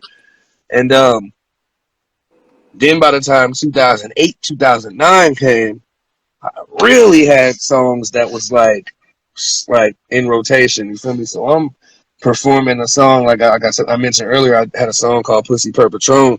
Like I did Pussy Per Patron, and they'd tell me to run that shit back, do it again, run it back, run it back. So I'm performing the same song 2-3 times. That's when they got interested. And then it was like, now I'm older. Now I'm doing shows with GTC, Slam. No, all these niggas are fucking great performers, and I'm just a nigga who's just basing my performance on people knowing my shit. So now I'm doing shows with these niggas. These niggas is 6-7 years older than me. They got a whole different demographic of fans, different crowd of fans than me. So I'm coming out to these shows thinking my music just gonna carry me in. I'm seeing Flam, nigga, tearing this motherfucker down. I'm seeing GTC, they know all the words, and I'm coming out and everybody just kind of like, I had to go through it again. Like, fuck, like, damn, this is 1913 era. They don't know my shit because, like I said, this is a whole different, they got a whole different fan base. I'm younger than them. I'm 6-7 years younger than these guys. You feel me? So, yeah, so that was hard. And then this go around, though, the Moves Media go around as far as performances. That shit's second to none, man. I'm cutting like, it's second nature. I'll go out there and do what I do. I know exactly what I need. I can look at the crowd and know exactly what I need to say to turn them up before my song drop. Like, and that just came down to me being like, doing that show that I mentioned earlier when I did my show at the Virgil in LA. I just told myself before I went, I'm either about to go in here and lame this shit the fuck out, or I'm about to go in here and turn this bitch up. And I went in there and nigga just freestyled an introduction. I freestyled an introduction, made them laugh a little bit. And the music, I did 2 songs. I did Poltergeist, I did The Mob, and both of them was banging. They fucked with the music. Then when I did that freestyle at the end, they really turned up. And that's when they was really like, oh, okay, Sleeko definitely got bars. Like, I fucked with you. Like, so I made a few relationships and built a few relationships off that to where when I do go to LA, I got a few people I can call when I get off at LAX. I land at LAX. There's a few people I can call, like, hey, what's going on for the weekend? I'm in town, boom, boom, boom, boom. So yeah, that was my journey as far as performing. Just having people just staring at me with the doll face, and I'm thinking I'm rocking the hardest shit ever, nigga. And then the following year, me and Oreo got songs that's real popular, and the bitches is and then here I am 3-4 years after that, 2-3 years after that, I'm rocking with my older homies, the people I looked up to, GTC, Flam, Peter MC, he in here right now, No, like, and I'm doing shows with these niggas. These niggas is 5, 6, 7 years older than me. They, like I said, they from a different era. So I'm coming out here thinking, you know, oh shit, they know my shit. These niggas, they looking at me the same way they looked at me when I did the Christmas bash in '05. Like, who the fuck is you, nigga?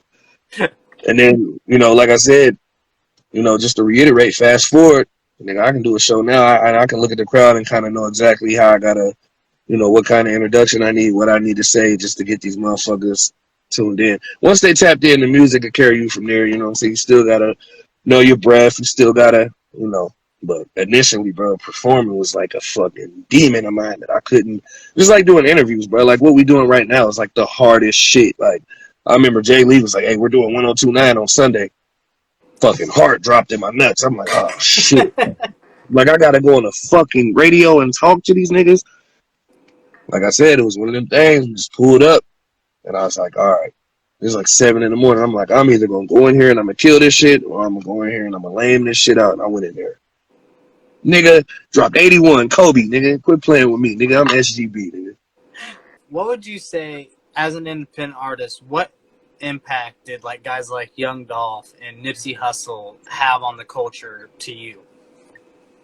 Man, just the idea, you know, as the culture shifted, them was like two of the artists that really showed you when you take it into your own hands, you can make it happen. Because, like I said, when we was young, when I was a kid, man, it was like you still had to go knock on the label's door with your demo and this and the third. And they were like two of the artists that showed you like, shit, nigga, nah, you can sell this shit yourself. You don't need these motherfuckers to sell yourself. You know what I'm saying? So I think that's the biggest thing that I learned from somebody like Dolph or somebody like Nipsey or like even if you go back to them era, like a Master P, like do that shit on your own. They're showing you it's possible you can do this shit on your own. And Nipsey was doing this shit before social media was social media. You feel me? So, you know, he was out here selling CDs for what? I think they said it was $100 or $1,000 or some shit. Like, and I think Jay-Z bought like 100 of them or 1,000 of them or some shit. Like, he's showing you like you could do this shit yourself. And, you know, that's kind of where the game's at now. It's about, can you sell yourself? Now, the record label thing and a deal and all that is cool, but these labels don't even want you if you ain't already selling yourself. You know what I'm saying? They don't want to get behind some shit like, oh, yeah, he can rap his ass off or his voice nice. Or, you know what I'm saying? They want to know that SGB can sell SGB without us. Yeah. You know what I'm saying? They want to know that you could stand on your own without them before they decide to get behind you. Pause. You know what I'm saying? So that's kind of just, you know. I love the pause. Shout out to fucking that. Man, I be around my nigga Grizz McKnight too much, man. Shout out Grizz McKnight, man. He just... My interview the other day with my boy T-Mart, he said some shit and he said pause. Yeah, it's like a habitual thing within, you feel me? I don't know. It's, you know, whatever. So, with that being said about Nipsey and Dolph and like kind of making like this independent blueprint, there's a guy right now out in LA. I'm gonna shout him out because what he did is really fucking impressive. His name's LA Russell.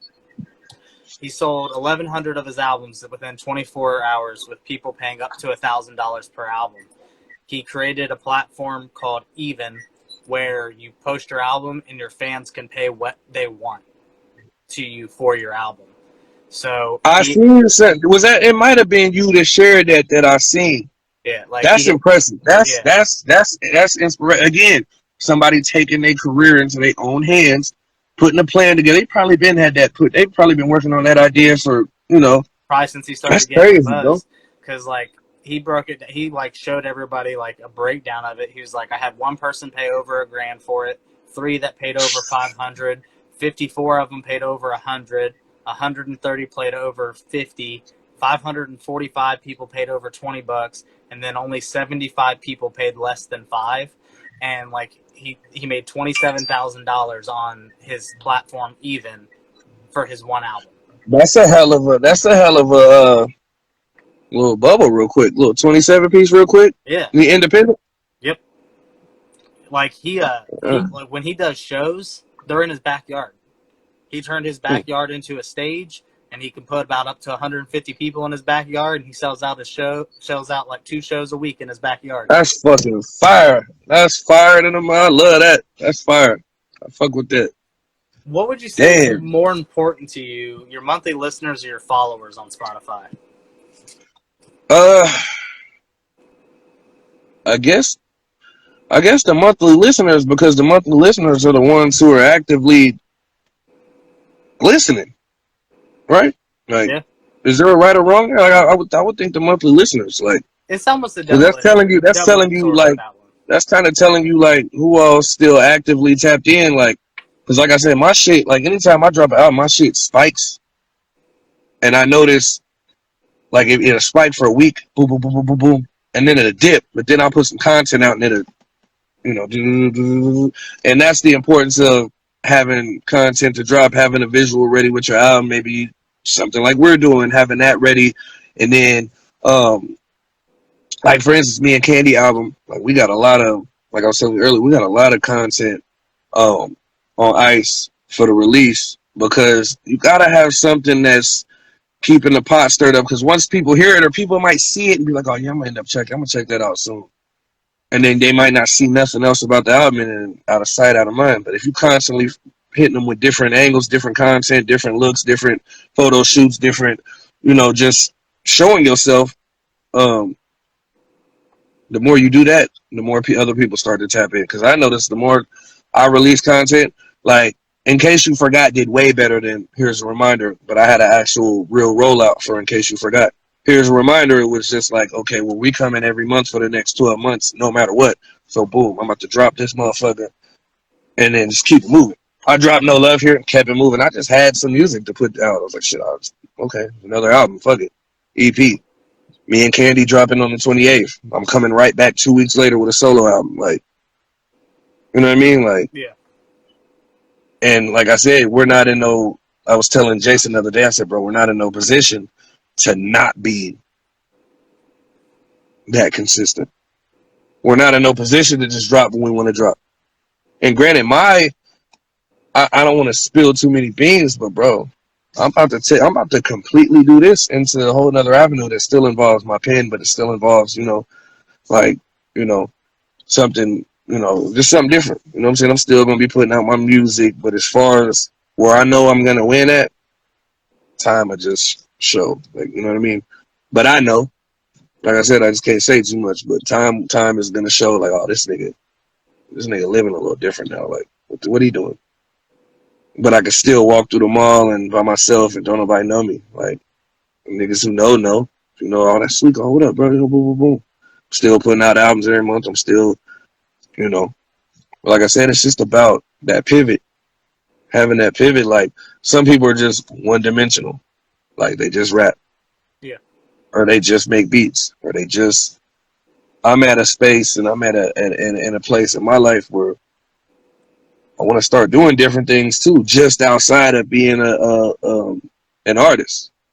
Because it's deeper than just being an artist. You know what I'm saying? I'm learning the business. Like, I do a lot of reading. I listen to audiobooks on business marketing, and it's like I do a lot of shit like that just to kind of understand what it really is. Because like I said, it's not just the music. And I think that's where a lot of artists fall off at and they get fucked up as, because all they know is just, oh, I'm about to go to the studio, put the music down, put the music out, go to the club, look good, and boom. You got to understand what you're really into if you want it to be a lucrative thing. You feel what I'm saying? So, What would be some advice you would give to your younger self or younger person wanting to pursue music?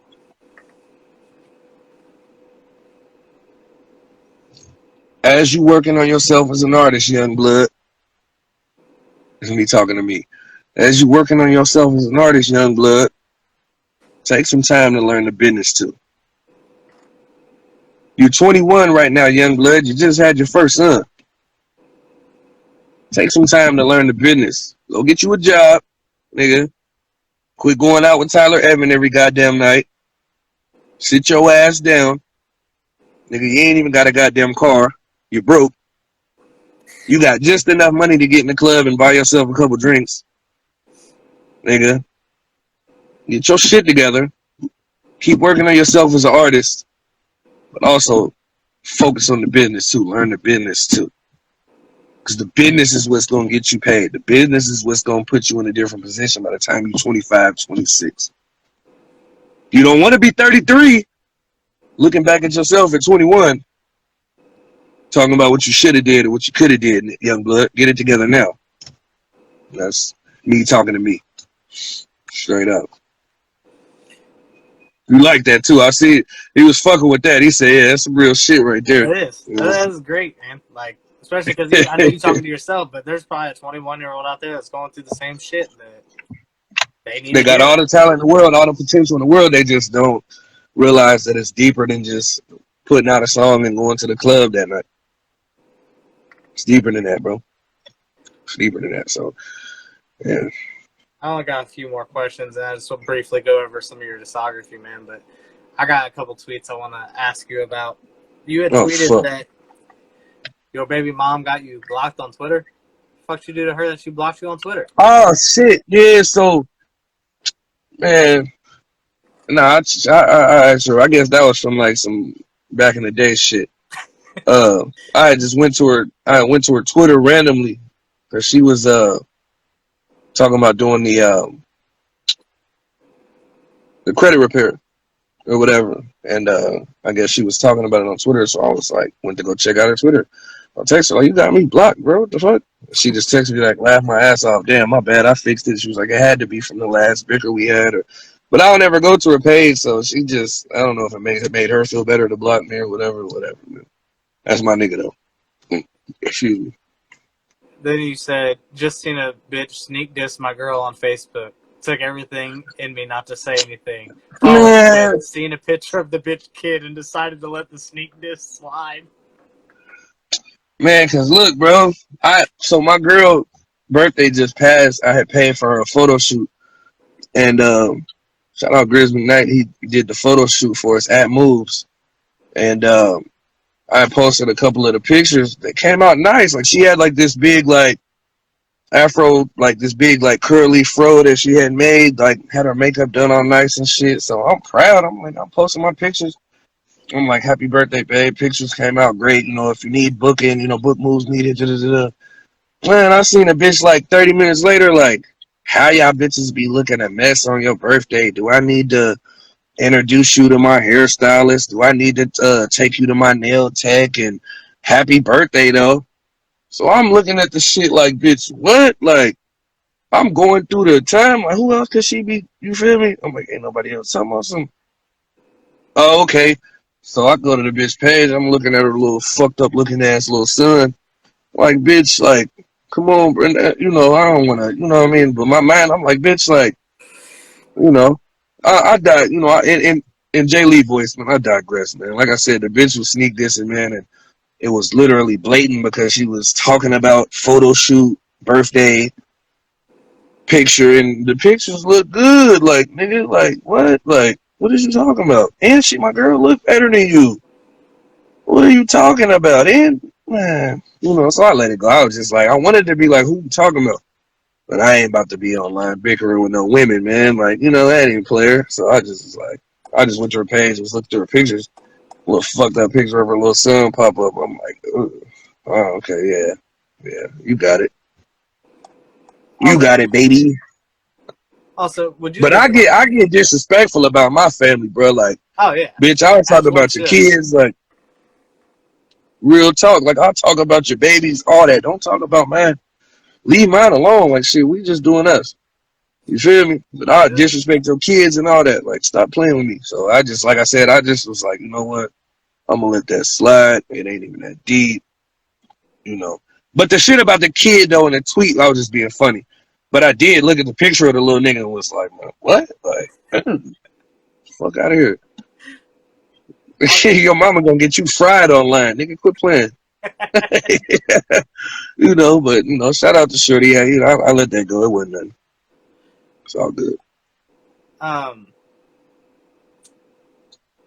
Who's the GOAT of the NBA?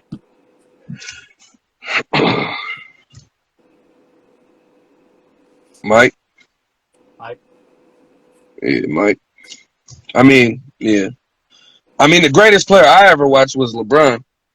But Mike, you know what I mean? Like, I do think LeBron faced I don't give a fuck about all that physical shit that these older niggas try to tell us, like, oh, it was more fit. Nigga, these niggas look like mailmen out here pushing it. These niggas look like they just got off work from Frickers behind the grill and came to hoop. Nigga, these young niggas, these people now, like the 2000s and on, they in the gym looking like they strong cock. You feel me? Like, I think LeBron faced more fierce competition. Like, but I think Jordan just, his dominance was too much to say he's not the GOAT. Because think about it, he took 2 years off. He could have really won like 7 or 8. Yeah. He really could have won like 8.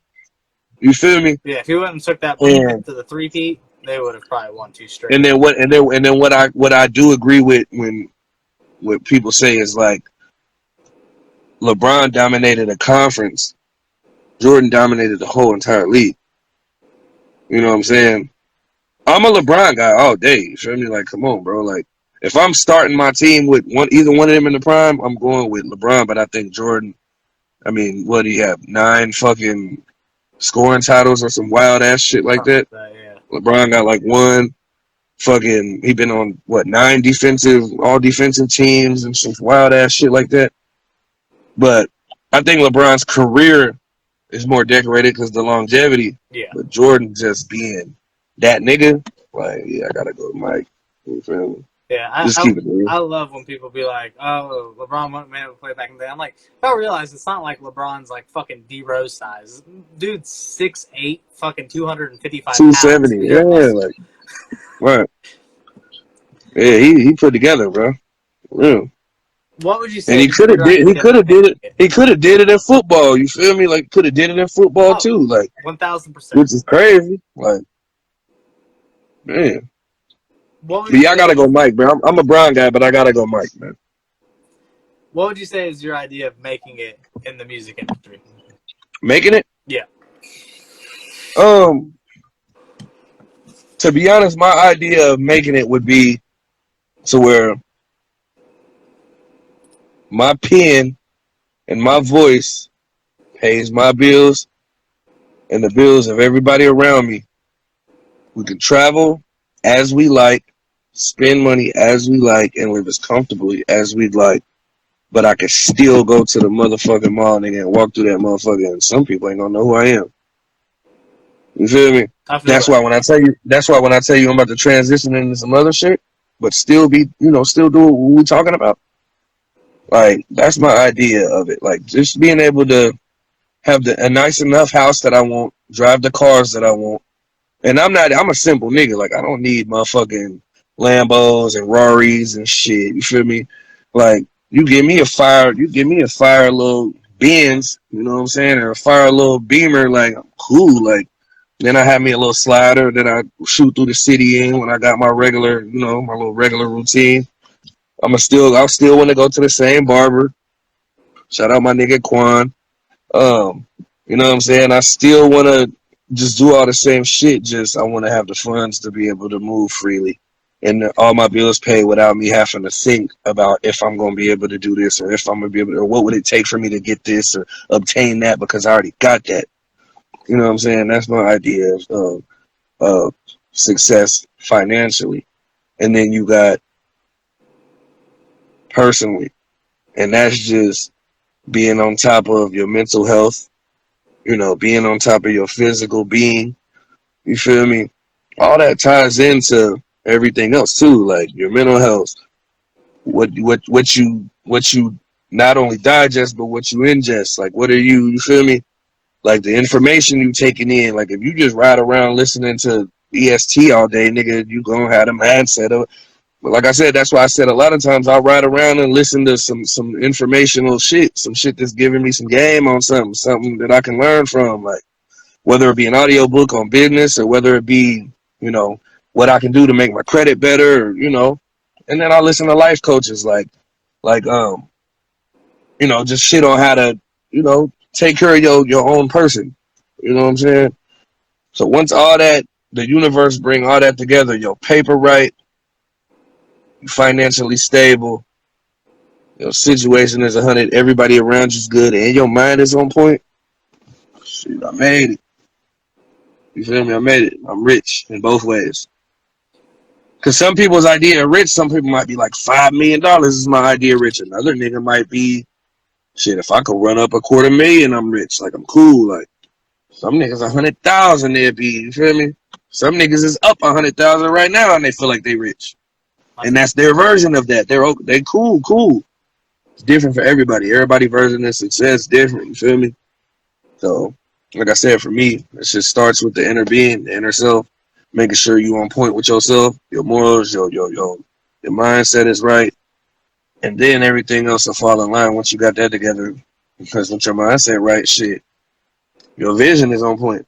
If your vision is on point, that means you chasing the right shit, you focus on the right shit.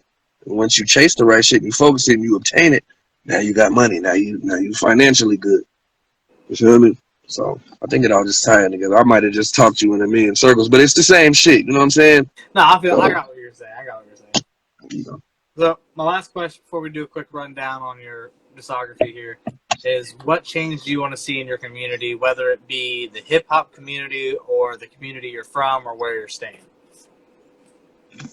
I want to see people be more okay with support, showing love. I want to see more people be okay with, again, extend back to what I said earlier when I said, bro, just because I say something like me and Candy about to drop the hardest album of the year, I stack this album up against anything, even my own, that doesn't mean I'm discrediting you, homie. Because I might have already shared your shit. I might have already co-signed your shit like, hey, this shit fire. Right?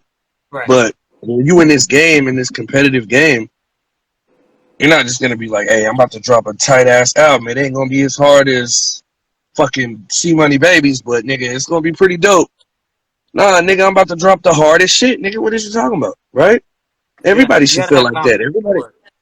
Everybody should feel that way. So I want people to understand that, nigga, when you see the next man showing his self-love, allow him to do that. Do it for yourself, too. Yeah. And then when it's time for you to show that man love, show him love. It's okay to be like, hey, Chop just dropped some shit, nigga. This is one of my favorite joints. This is one of my favorite songs in the world. It's okay to say that. Just because that's your peer don't mean you gotta just be quiet on it and keep it. Nah, nigga, like, share it with somebody else. Like, you know what I'm saying? I want people to be okay with understanding maybe your shit not the best. But I want you to feel like it is when you make it because you made it. You know what I'm saying? I think a lot of people get intimidated by people saying, like, for instance, you might feel like Peter Prophet the best fucking rapper in the world. I'm not mad at that.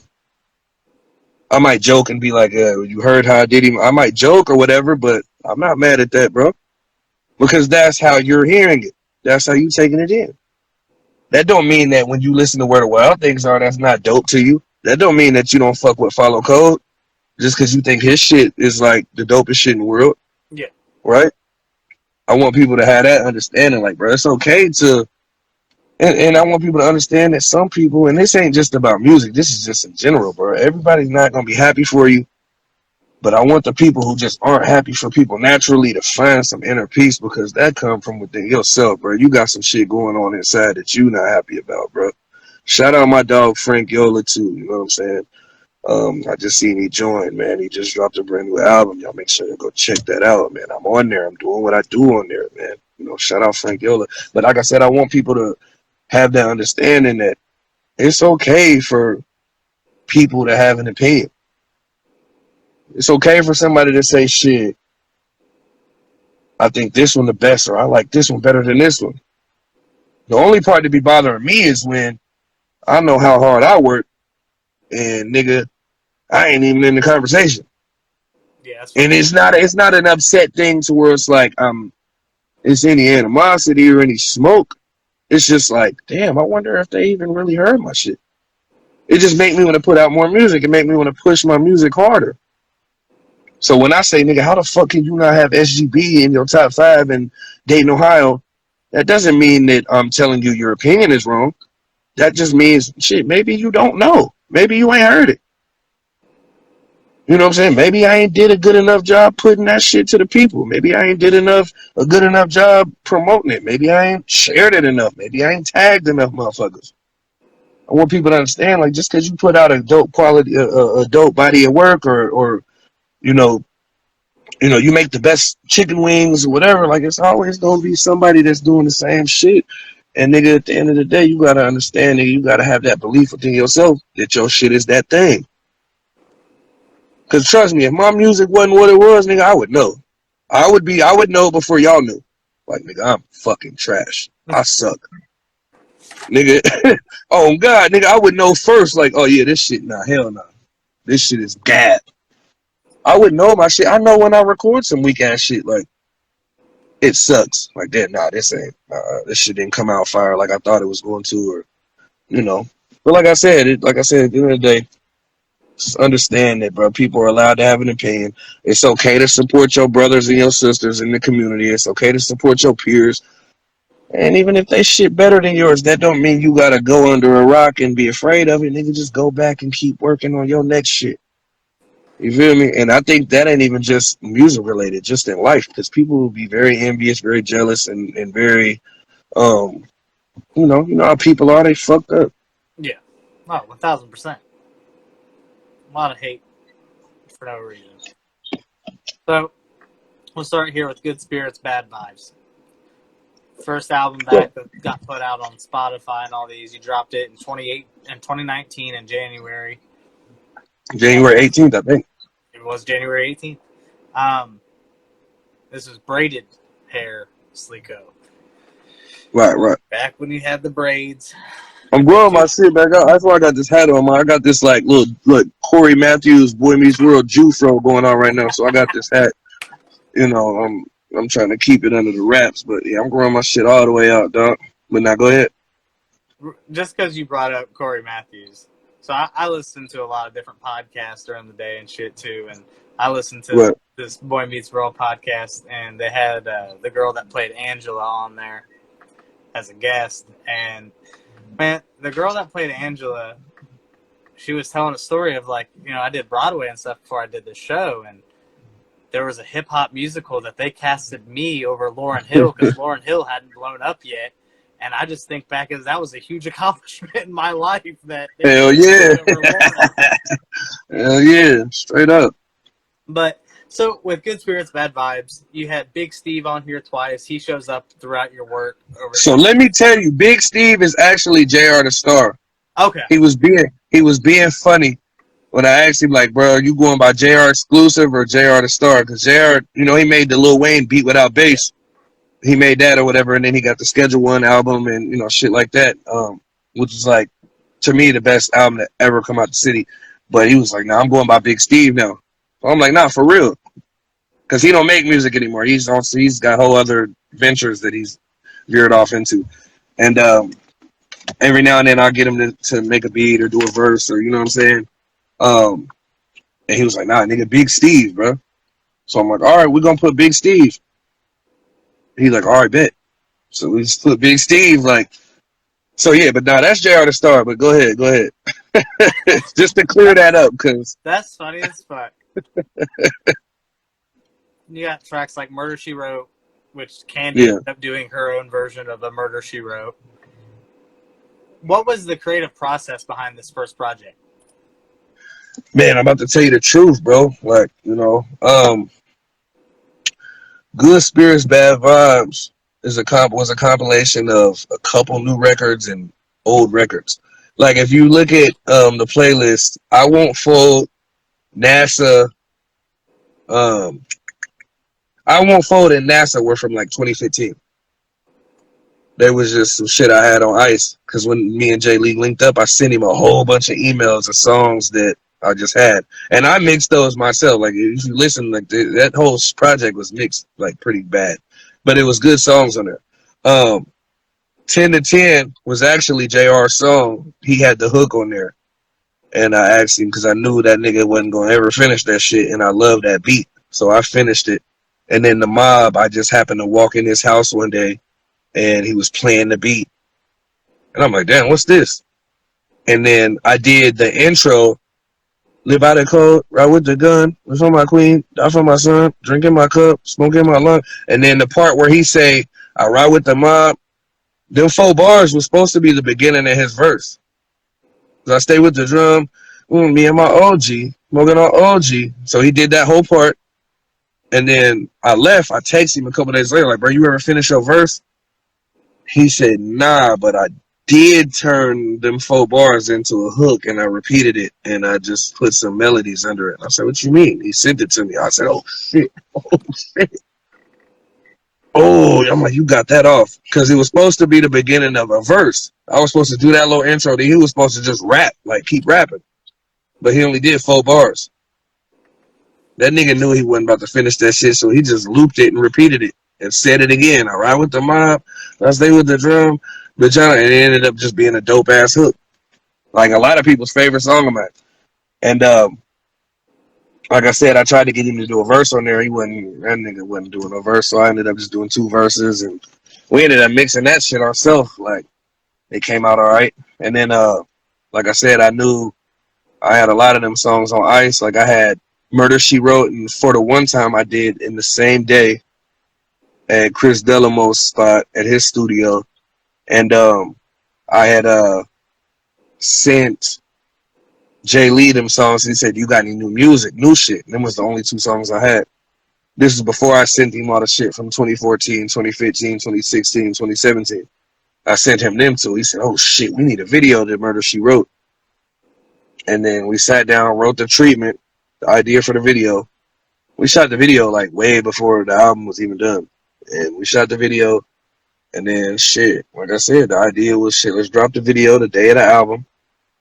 And, you know, it wasn't really nothing special. It was just a lot of old music, and then I needed a couple more records. So I did like I said, I did 10 to 10. I did the mob. I did the intro, 1913 Glory Road. And I did Angels Walk With Me in the same day. You know, not my favorite project of mine, but it was definitely the impact. Like, imagine just popping out that next day, and as soon as you turn on Dixie off your street, you hearing niggas riding past playing, bumping that shit. Or you pull up in Sunoco, and niggas is like, bro, everybody talking about your album right now. What the man, bro? Like, and then you go in there where people buying CDs. Like I paid, nigga, I paid my bills for 6 months off CDs. Damn. Off that album. For 6 months. And that's why, like, when certain people would say shit like, why is Sleeko still selling CDs? And that's why I fall out with certain rappers and certain niggas, because you saying shit like that, but you don't realize, like, I'm taking care of my family, bro. Bitch ass nigga. Like, this, like, you don't understand this? Like, you was doing it before I was. It's just still working for me. Like, don't tell me how I'm moving's wrong when my family's okay off of this.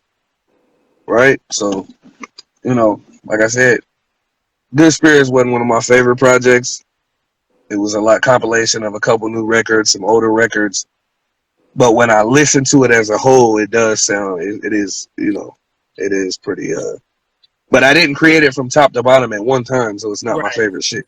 Like how I did God Bless the Real, it was like I was concentrated on an album, God Bless the Real, and it was all new records when I put them out. You feel me? So then you followed up with Unlimited Vibes, which I fucking love. FTW. Poltergeist gets a lot of play still to this day. Yeah. No Pain, No Gains, Fire. What was the creative process behind this project? For one, just needing a follow-up. And 2, not really having a direction musically. Like when I did that project, I was still riding the high of Good Spirits, Bad Vibes, traveling and doing shit. Like we were doing a lot of shit on the road. And when I turned in Unlimited Vibes, like shit, let's put out an EP. Those were the only 7 songs I had. So those were like the first 7 songs I did right after Good Spirits, Bad Vibes. You feel me? Them was the first 7 songs. And I didn't have a direction musically. So I did them 7. And oh my God, there's a motherfucking possum on my porch.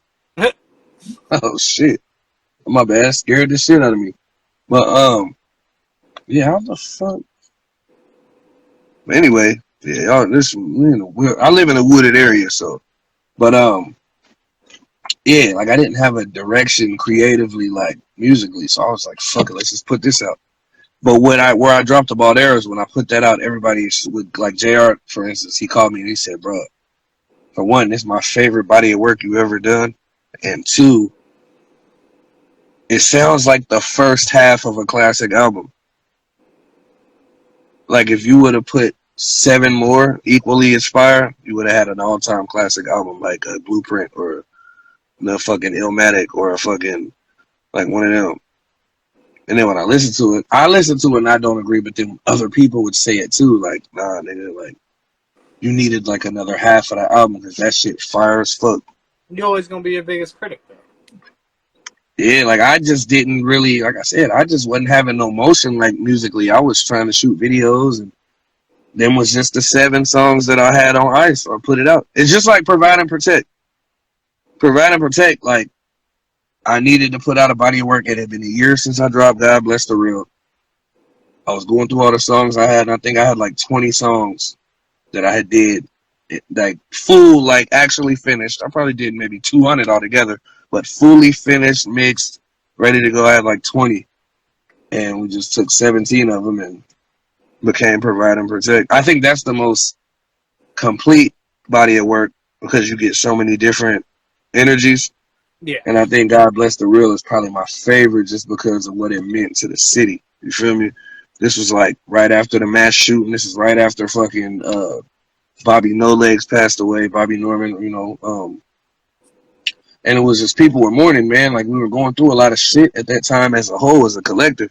And that body of work was like a testimony not only to our strength as a whole, but just like a lifeline. Like a lot of them songs you can tap into and feel, like even just some of the content I touched on, like, with shit that happened with with like Coogee and just unfortunate shit. You know what I'm saying? Yeah. So that was that's kind of like what that was as far as them albums, you feel me? And then in 2020, leading up to God Bless the Real, you dropped No Stranger to Love and Party Upstairs.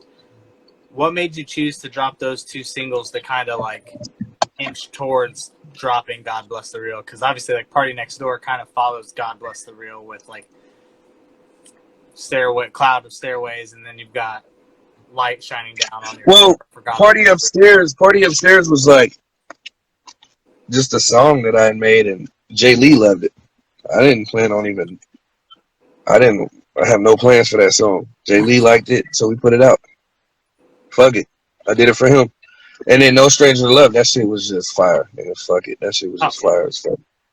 So then, and it was like, yeah, like, and I hated the whole like the way that shit had like extra auto tune on it. I didn't like the extra auto tune on it, but then the more I listened, I adapted to it. So I just said, fuck it, let it fly. We ain't even gonna trip. Let it go. Fuck it. I fucking love No Stranger to Love. Like, you have a lot of songs in your catalog, bro, that I still play. Like, Yeah. But in God Bless the Real, one of my favorites that's got Big Steve. Big face hundreds, I need more of those. Large amount of money on my wardrobe. Just like at the end of my day, every day, I bump that shit on my way home. Yeah, man. End of my day, that Big Face Hundreds gets a lot of play. Yeah, he was, but that nigga, like I said, it's another situation. Like, I had already had the song. Like, I did the song. I pulled up the JR house. I had my computer. We was drinking hen, and he was like, "Bro, you got something I can hop on?" I'm like, "Yeah, I got something." He was supposed to do the whole entire verse. He was supposed to do 12, but he only did 8 and was like, "What you think about that?" I'm like, "Man, all right, bro. I'll do the other 4." So I just copied over the something deep inside me told me, "Go and get a bag." I woke up in the morning, brush my teeth and wash my hands, grab my pistol on my, you know what I'm saying? So I copied that over, and it ended up making sense, but I wanted the whole 12 for my nigga, man. But then he ended up giving me a full verse on Faster and Faster. So, on Provide and Protect. So, he made up for it, man. I mean, like, you've got Cause and Effect on here. Certified, one of those niggas. 1,000 Miles is like a ghetto fucking gospel hymn. Like So that shit. my other two on here that I fuck with heavy. One that I was surprised, like when you first dropped it, it took time for it to grow on me. I ain't even gonna lie. It was I Believe I Can Fly. At first I Yeah, was like, man, I still don't like that song. I don't like that song. I just knew what it was when I made it. I knew what it was. I knew what it was. I do not like. I still to this day that shit got 108,000 views on YouTube. I do not like that song. I don't perform it. I performed it one time. I did a show for the Rude Burlesque. Shout out to them, Miss Davita. Shout out to her. And I performed it that one time. Nah, it's not one of my favorite SGB songs. But I it's funny understood what it now because was when I like was. it was one it grew on me. The more I listened to, just like listening to God Bless the Real, and I'm like, I can find myself. I'm like, oh yeah, here's the chorus. You damn near catching on with it, like grip, Yeah. grip, grip. Oh, that shit weak. No, it ain't weak. It ain't weak. It's just not one of my favorite joints of mine. You feel me? Now And I'm being completely transparent too. Like you feel me? my second favorite though on this project is Fourth and Goal. I fucking love Fourth and Goal. You know what Fourth and Goal was? This is actually a decent little story. We had 11 songs. I needed one more banger to fill in the middle of the album. Like, cause I had the order. I just needed one more to just slide right in the middle. Like, you feel me? And You I got it was on right. SoundClick. I was on SoundClick shopping for beats, and I ended up finding this beat to a song that's not out yet called "Highway Riding Dolo" with my boy Scotty T, and that's not out yet. I don't know when we. It's just on ice. It's in the vault, and I needed another beat, and I said I like this beat. I'm buying this anyway, no matter what. I'm gonna buy this motherfucker right now. But it was like the producers would do buy one get one, whatever. We have a sale going on. So I ended up coming across Fourth and Goal, and I sat up all night. Couldn't come with shit. Went to bed like 5 in the morning. Woke up at like 7 in the morning, hungry. Went downstairs and made some fucking toaster strudels. Put my headphones in. Put the beat back on, and it just hit me. Same niggas who been wishing me the worst. We'll see them before they realize it. That was supposed to be the hook. It ended up being part of my verse. When I caught that melody, I was like, oh shit. Man, I sat up till about 10 o'clock because I had a session at Delamo spot that day at 12. That was supposed to be the last session, but I didn't have a song. Man, I ended up writing that motherfucker till like 10. Ended up making my girl take me to the studio and shit. I'm passing out on the way there. Like, I hadn't got no sleep for real. Go in there and did it. And to be honest, he saved me with his mix because when I was delivering that shit was not feeling like it was coming out right. He was like, man, just hold on. Let me fuck with the vocals a little bit. Boom, boom. And by the time he did and it was over and we listened back, I'm like, damn. There it is. Track 6. Let's go. I think it's track 6, ain't it? It's track 6. Yeah, it's literally you literally put it. You were saying I wanted something to put right in the middle, and you put it right at 6. Yeah, and it fit perfectly. I think Cause and Effect right after that. No stranger to love's right. No Stranger Love then Cause and Effect. Yep. Yeah. Getting Even high. like the order of my albums, like I come up with the idea of the order. Like I come up with how it's supposed to be stacked up. Like To have it have like a nice transition. Yeah, like what makes sense after this? Like it might not be as fire if I didn't do it. You feel me? I just know like if you notice, Provide and Protect, like the first part of it was like energy and then it mellows out towards the end. Which Where the Wild Things Are is still my best song. And we're shooting that and we're about to shoot that next. So happy to hear that. I've been telling you since that shit dropped that I wanted a video for that one. We're shooting that next. Like that's like one of them timeless type of like just all time. Your melodies on that with the bars on Where the Wild Things Are is just fucking fire. Before we close out on God Bless the Real, I do have a question because it's something I've been wanting to know. Yeah. Getting high. You talk about you a drinker, not a smoker, but you had a smoke for this song. Did you get high to make Getting High? Man, I got high as fuck and wrote Getting High, bro. Like, nigga. And in the video, like, we had to do them takes. Like, if you seen the video, I was, like, on my back patio smoking. We had to do that take, like, 10 times. So I had to keep, like, rolling up and smoking joints. Like, bro, I was, like, loopy high, bro. Like, now I hit some bud every now and then. I ain't against the smoking. I don't want niggas to think I'm like, oh, this nigga. It just, it don't benefit me the way it benefit everybody else. Like, you know, the benefits of THC don't work for me like everybody else. So, like I said, I definitely got fried. I was actually taking bong rips because I still got a big ass bong, water bong, and I was taking bong rips when I hit it. At the time, I was selling weed, so I had plenty of bud. And yeah, we got high as fuck. I laid there with my girl. I wrote the verses then, like while I was playing Madden. I was laying down playing Madden with her, and we would sit up, hit the bong, and I would just be adding shit on, press pause, type it in my shit, boom, boom, boom, boom. You feel me? And then, yeah, I fall back from there. And then next thing you know, we got a banger, and that's my girl's like favorite song off that album. So then that's when I made the idea of us being at the crib, the part where I say, you know, the kids upstairs, I'm on the back patio, boom, boom. That was like real shit. So we went to my back patio, nigga, and I had to fucking keep rolling up and keep hitting the weed, and goddamn, I was fucking fried at the end of the night. And then we had to do other shots, like other scenes, like different little locations that some of them we didn't even end up using. It was just like, bro, like, I'm too hot for this. Fuck, too high, bro. Like, fuck, like. But it was a fun video shoot. Shout out Grizz McKnight. He shot that, edited that, and yeah, that was the first day actually I met Candy. Like Candy joined Move Media that same day. Damn. Like when we shot inside the studio where I had the female behind me and stuff. We met Candy. Like Candy, like actually became a part of Move Media that same day. That's fire. Like she was on her way up there to, like basically get jumped in. Not literally, but you know what I mean. Like she was, you know, she was gang now. So, and that's been my sister ever since. So then leading up to Provide and Protect, you released 3 singles that got put on the album. You had Follow Code you dropped.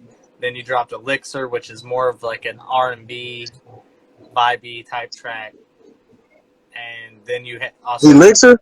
Elixir is a club banger. Fuck, I put my elixir in my red rum. Me and all my homies. R&B track? I did. What songs did I do? I did before that I did Follow Code, Elixir. And Money, Power, Respect, which that's not it either. I think Money, Power, Respect came out after the album was out. I gotta think about the playlist. So Provide and Protect, it went Nightmares, Follow Code, Invest. Oh yeah, we still got a video. We got a video for Nightmares on Ice too. Oh shit, nice. Then Investments after Follow Code, Stacks on Stacks, Faster and Faster, Elixir, Get My Shit Off, Money, Power, Respect, Too Hard, Cash Money Records, Born to Ball, Where I Roam, Where Wild Things Are, Any More, The Ride, Right, and Tacos and Tequila. I don't know. I just dropped Tacos and Tequila. What? Last Friday, the video. Yeah. I think it was literally just Follow Code and Elixir. Then the album came out. Then Money, Power, Respect. Damn. Well, I think, bro, it's been something. I don't know. Man, what? I don't know. You could be right. Could be something Money, I'm not Power, remembering. Respect dropped March 12th. The album dropped July 2nd. So Money, Power, Respect did come out like 2 months prior. But oh, did it? Okay. So I put out 3 singles with videos before the album. Was it Passion Over Pain R&B? Because I thought you had told me you was trying to get on. Passion Over Pain was just a single. I never put that on the album. Yeah. I don't know. Regardless, anyway. I get what you said. Yeah. Anyway, either way, you had this album is one of your more longer albums. You had 17 tracks on this one. What prompted you to make Provide and Protect such a longer project? Shit, just because like at that time, bro, I was going through some shit where it's like, just being transparent. Like I was having like car troubles and shit like that. And then on the fact of the matter was, I'm living in Columbus. My studio is an hour and a half away. I'm going through shit with my son. He's in the hospital every other. At this point, he was in the hospital for like 10, 12 days at a time. And so I'm having to be with the other babies. And it was like, okay, I got some songs on ice. We need an album. I got about 20 songs. 17 of these motherfuckers is fire.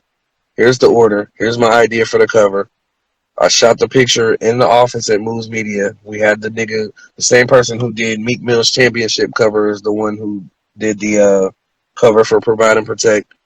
And then, I sent the music in and shit, we just put that motherfucker out. Like, it wasn't really even like anything, like no thought out thing. It was just shit. I was just kind of going through a little downtime, and then we needed a body of work. We hadn't put out since God Bless the Real. I mean, I did put out like, I don't know. I think Let Me Talk My Shit was after that. It was. I was gonna bring that up. I have it scheduled to get brought up because I was gonna ask about that project because it's not on. It's only on YouTube. Right.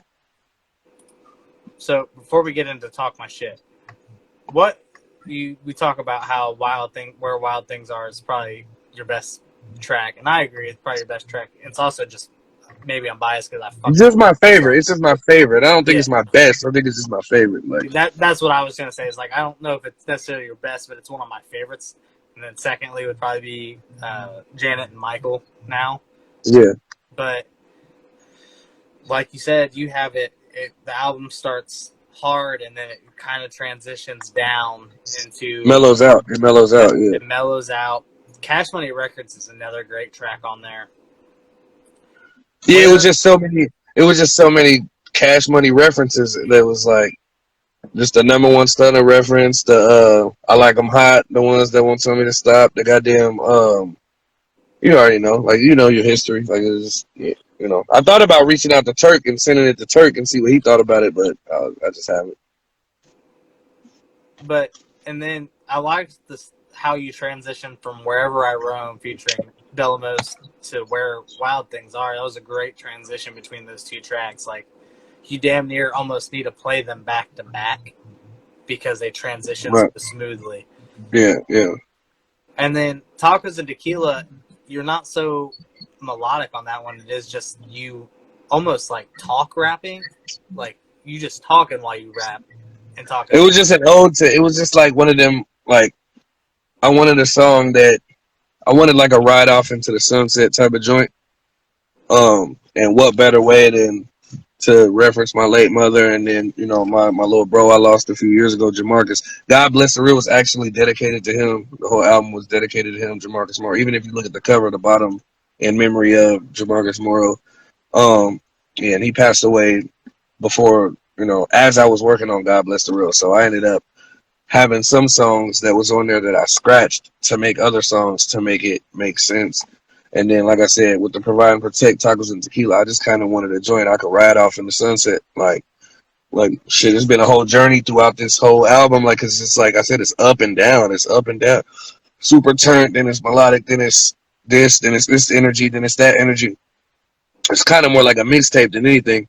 And then that last song, I wanted it to kind of just be like, shit, ride off into the sunset. And we shot the video, like, the video was literally what I wanted. The only thing that bothered me was that when we did the shots, when I was in the field across the street from the studio, which is actually by my studio, it wasn't sunny.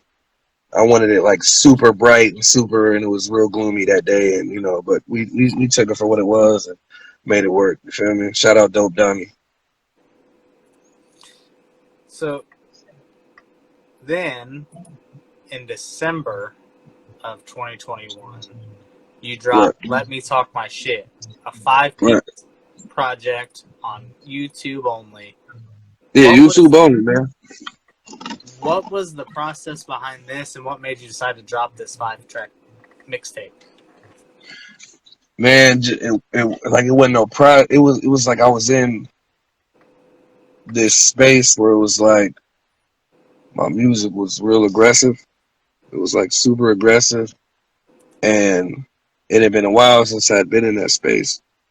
And at the same time, I was looking at like my numbers on YouTube, like, because when my shit catches the algorithms, like I'll do a lot of numbers. I might do 30,000 on a video when I catch that algorithm, but I only got 500 subscribers. At the time, I had like 350 subscribers at that time, something like that. So I wanted to put something out literally directed straight to YouTube, to where you got to go to my channel. It was kind of like an experimental type of thing. Like, I want to see how many people I can get. And I did get like 50 subscribers, something like that. You know, nothing too major, but I also didn't overly promote it. I didn't run any ads. I talked about it that day, put it out. Or I talked about it the week before, dropped the cover. Shout out to Stephen Fade. He did the cover on some quick shit. And it was dope. And then we put the music together, dropped that motherfucker. And shit, that was that. Wasn't nothing too thought out on that project. It was just like, shit, let's just put something on YouTube. Fuck it. Like, you know, because at the time, like I said, I wasn't really in no space to be like going hard and campaigning. I had other shit going on. So I was like, shit, let's put some music out though. This going on, that going on, but let's put something out. So we dropped it. And that, I listened to that motherfucker the other day. I'm like, ooh, this shit banging. Like, Gotham City and goddamn Usain Bolt and goddamn, fuck what you bout, all man. I'm like, it slaps on this motherfucker. I'm tripping. I was tripping like for not putting this on the DSPs. I might fuck around and still put it on the DSPs. Hey. Yeah, Might have to do that. Gotham City, especially because it's got Grizz on it. I like Grizz. Yeah. And then I also really like Eyes on the Prize. Yeah, that shit fire. I snapped on there. I was really spitting on that motherfucker. So then you released your single Passion Over Pain. What was the process behind that? Well, shit, like, when I put that out, I really wasn't in no type of, like, creative space. I wasn't really in, like, album mode or nothing like that. So, G Money was sending our camp beats. Shout out G Money. And, shit, I heard it on live. He was playing it on live. And Jay Lee had tagged me, like, and I said, ooh, bro, that sound like me.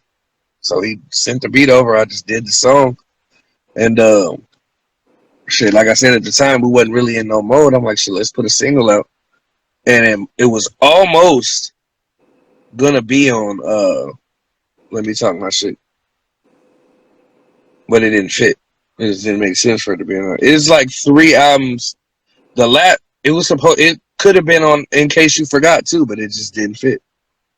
I liked what I already had. Even with the older records, like Fly High was an older record on In Case You Forgot. And Passion Over Pain, like, I always would consider it on every album that I drop, but I'm like, nah, I'm just leave that as it's like, I'd rather just leave that as a single. Let's just leave it as a single. Fuck it. Like, you know what I mean? Like, yeah. Now, that don't mean I won't perform it at some point, or that don't mean I might not decide to shoot a video 6 months from now to it. But I'm just looking at that. I just kept it out as a single. You feel me? And then we've touched base a lot on it. In Case You Forgot, and here's a reminder. You know, it was all originally going to be one project, and they broke it down into two. Yeah, and people didn't know that though. Like, they just thought I was just going right. Nah, I had that. Like, I broke it in half. And then, like, No Love Here. I just woke up one day and was listening to Walk Away. Shout out 93 too, because he made he's been making a lot of my best music. Like, he made Dizzy with Dap. Every time I call the phone, it seems like you're so busy. He made that on In Case You Forgot. He made fucking Walk Away, and then he got 2 on me and Candy's album, potentially 3 because we're still finalizing the playlist. He got 2 on there. And then, so shout out to him. But No Love Here really wasn't even nothing I even thought about. I said, Jay Lee, I want to put out a few songs, but I want to put it out as an EP. No Love Here. No Love Here is like, it just sounds tight. And I got a song called No Love Here. It's a freestyle that's on there. And I said, we can come with a simple cover. Nothing too thought out. You can take an hour, make it, send it to me. I'll probably just be like, yeah, let's run with it. So that's what we did, and then we put that motherfucker out. Like I ain't did no promo behind it or nothing. I shared it that day, and the people who caught it caught it. Because like I said, I'm so caught up and so locked in on this Candy Bars duo album, that anything I put out in between is gonna get overshadowed because this is priority. Our album is priority. So like I said, I just had them songs and I happened to be listening to them songs. So I'm like, why not put them out as an EP? And that's what I did. You feel me? So the last thing I'll say before I give you the floor here to plug everything you got going on, man, is I fucking need a Raindrops music video, and I also need a Janet and Michael music video. Well, me and Chris Daly was talking about a Janet and Michael music video, but we haven't locked in on it. It's just not something that I want to force. Yeah. It might be a year from now before we do it. It might be we might fuck around and somehow lock in a couple weeks and just, you feel me? But Raindrops, we pretty much got a treatment written, but we just got to wait for the weather to come back around and break. So yeah, both of them definitely need visuals. Really, it's a few of them on that album that need visuals for sure. Yeah, I mean, shit, I don't even care if it's a year from now, man, because where Wild Things are. You see what I did with Taco? I'm fucking hyped for it. You see what? Yeah, we got the treatment already in. Like we getting like a little.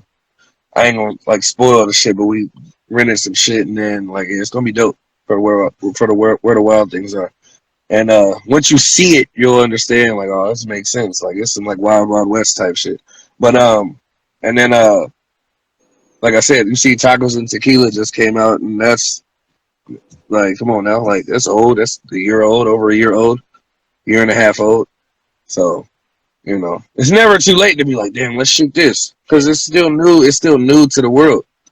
You know, my shit's still very, very new to the people. So that's how I feel. All right, bro. Well, I'm gonna give you the floor. Plug everything you got. SleekoGotBars on all platforms. SleekoGot bars with an S, not a Z. Shout out my sister Candy Bars, but mine's with an S. SleekoGotBars with an S. In case you forgot, on all platforms right now. Here's a reminder on platform right now. Good spirits, bad vibes. Provide and protect. Unlimited vibes. The list goes on. I got albums on albums on albums on albums. My YouTube at SleekoGotBars. I'm on YouTube as well. I got over 500,000 views altogether. 20, 30 videos. I'm on different podcasts. I'm everywhere, man, and I'm doing nothing but spreading realness and positivity. I'm not spreading nothing from Gazy. It's not a gimmick when you hear me talk. This is not like some like thing where I'm trying to be this cool. I'm not Mr. Cool.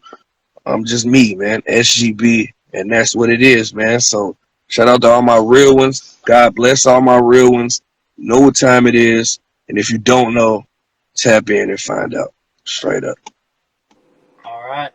If you're watching on YouTube, make sure you like, comment, and subscribe. And all of Sleeko's links will be in the description. His IG, his Spotify, his Apple, his YouTube. Fucking tap in. God damn it. Let's get it. I appreciate you, Sleeko. Anytime, you know the vibes. Take it easy, bro.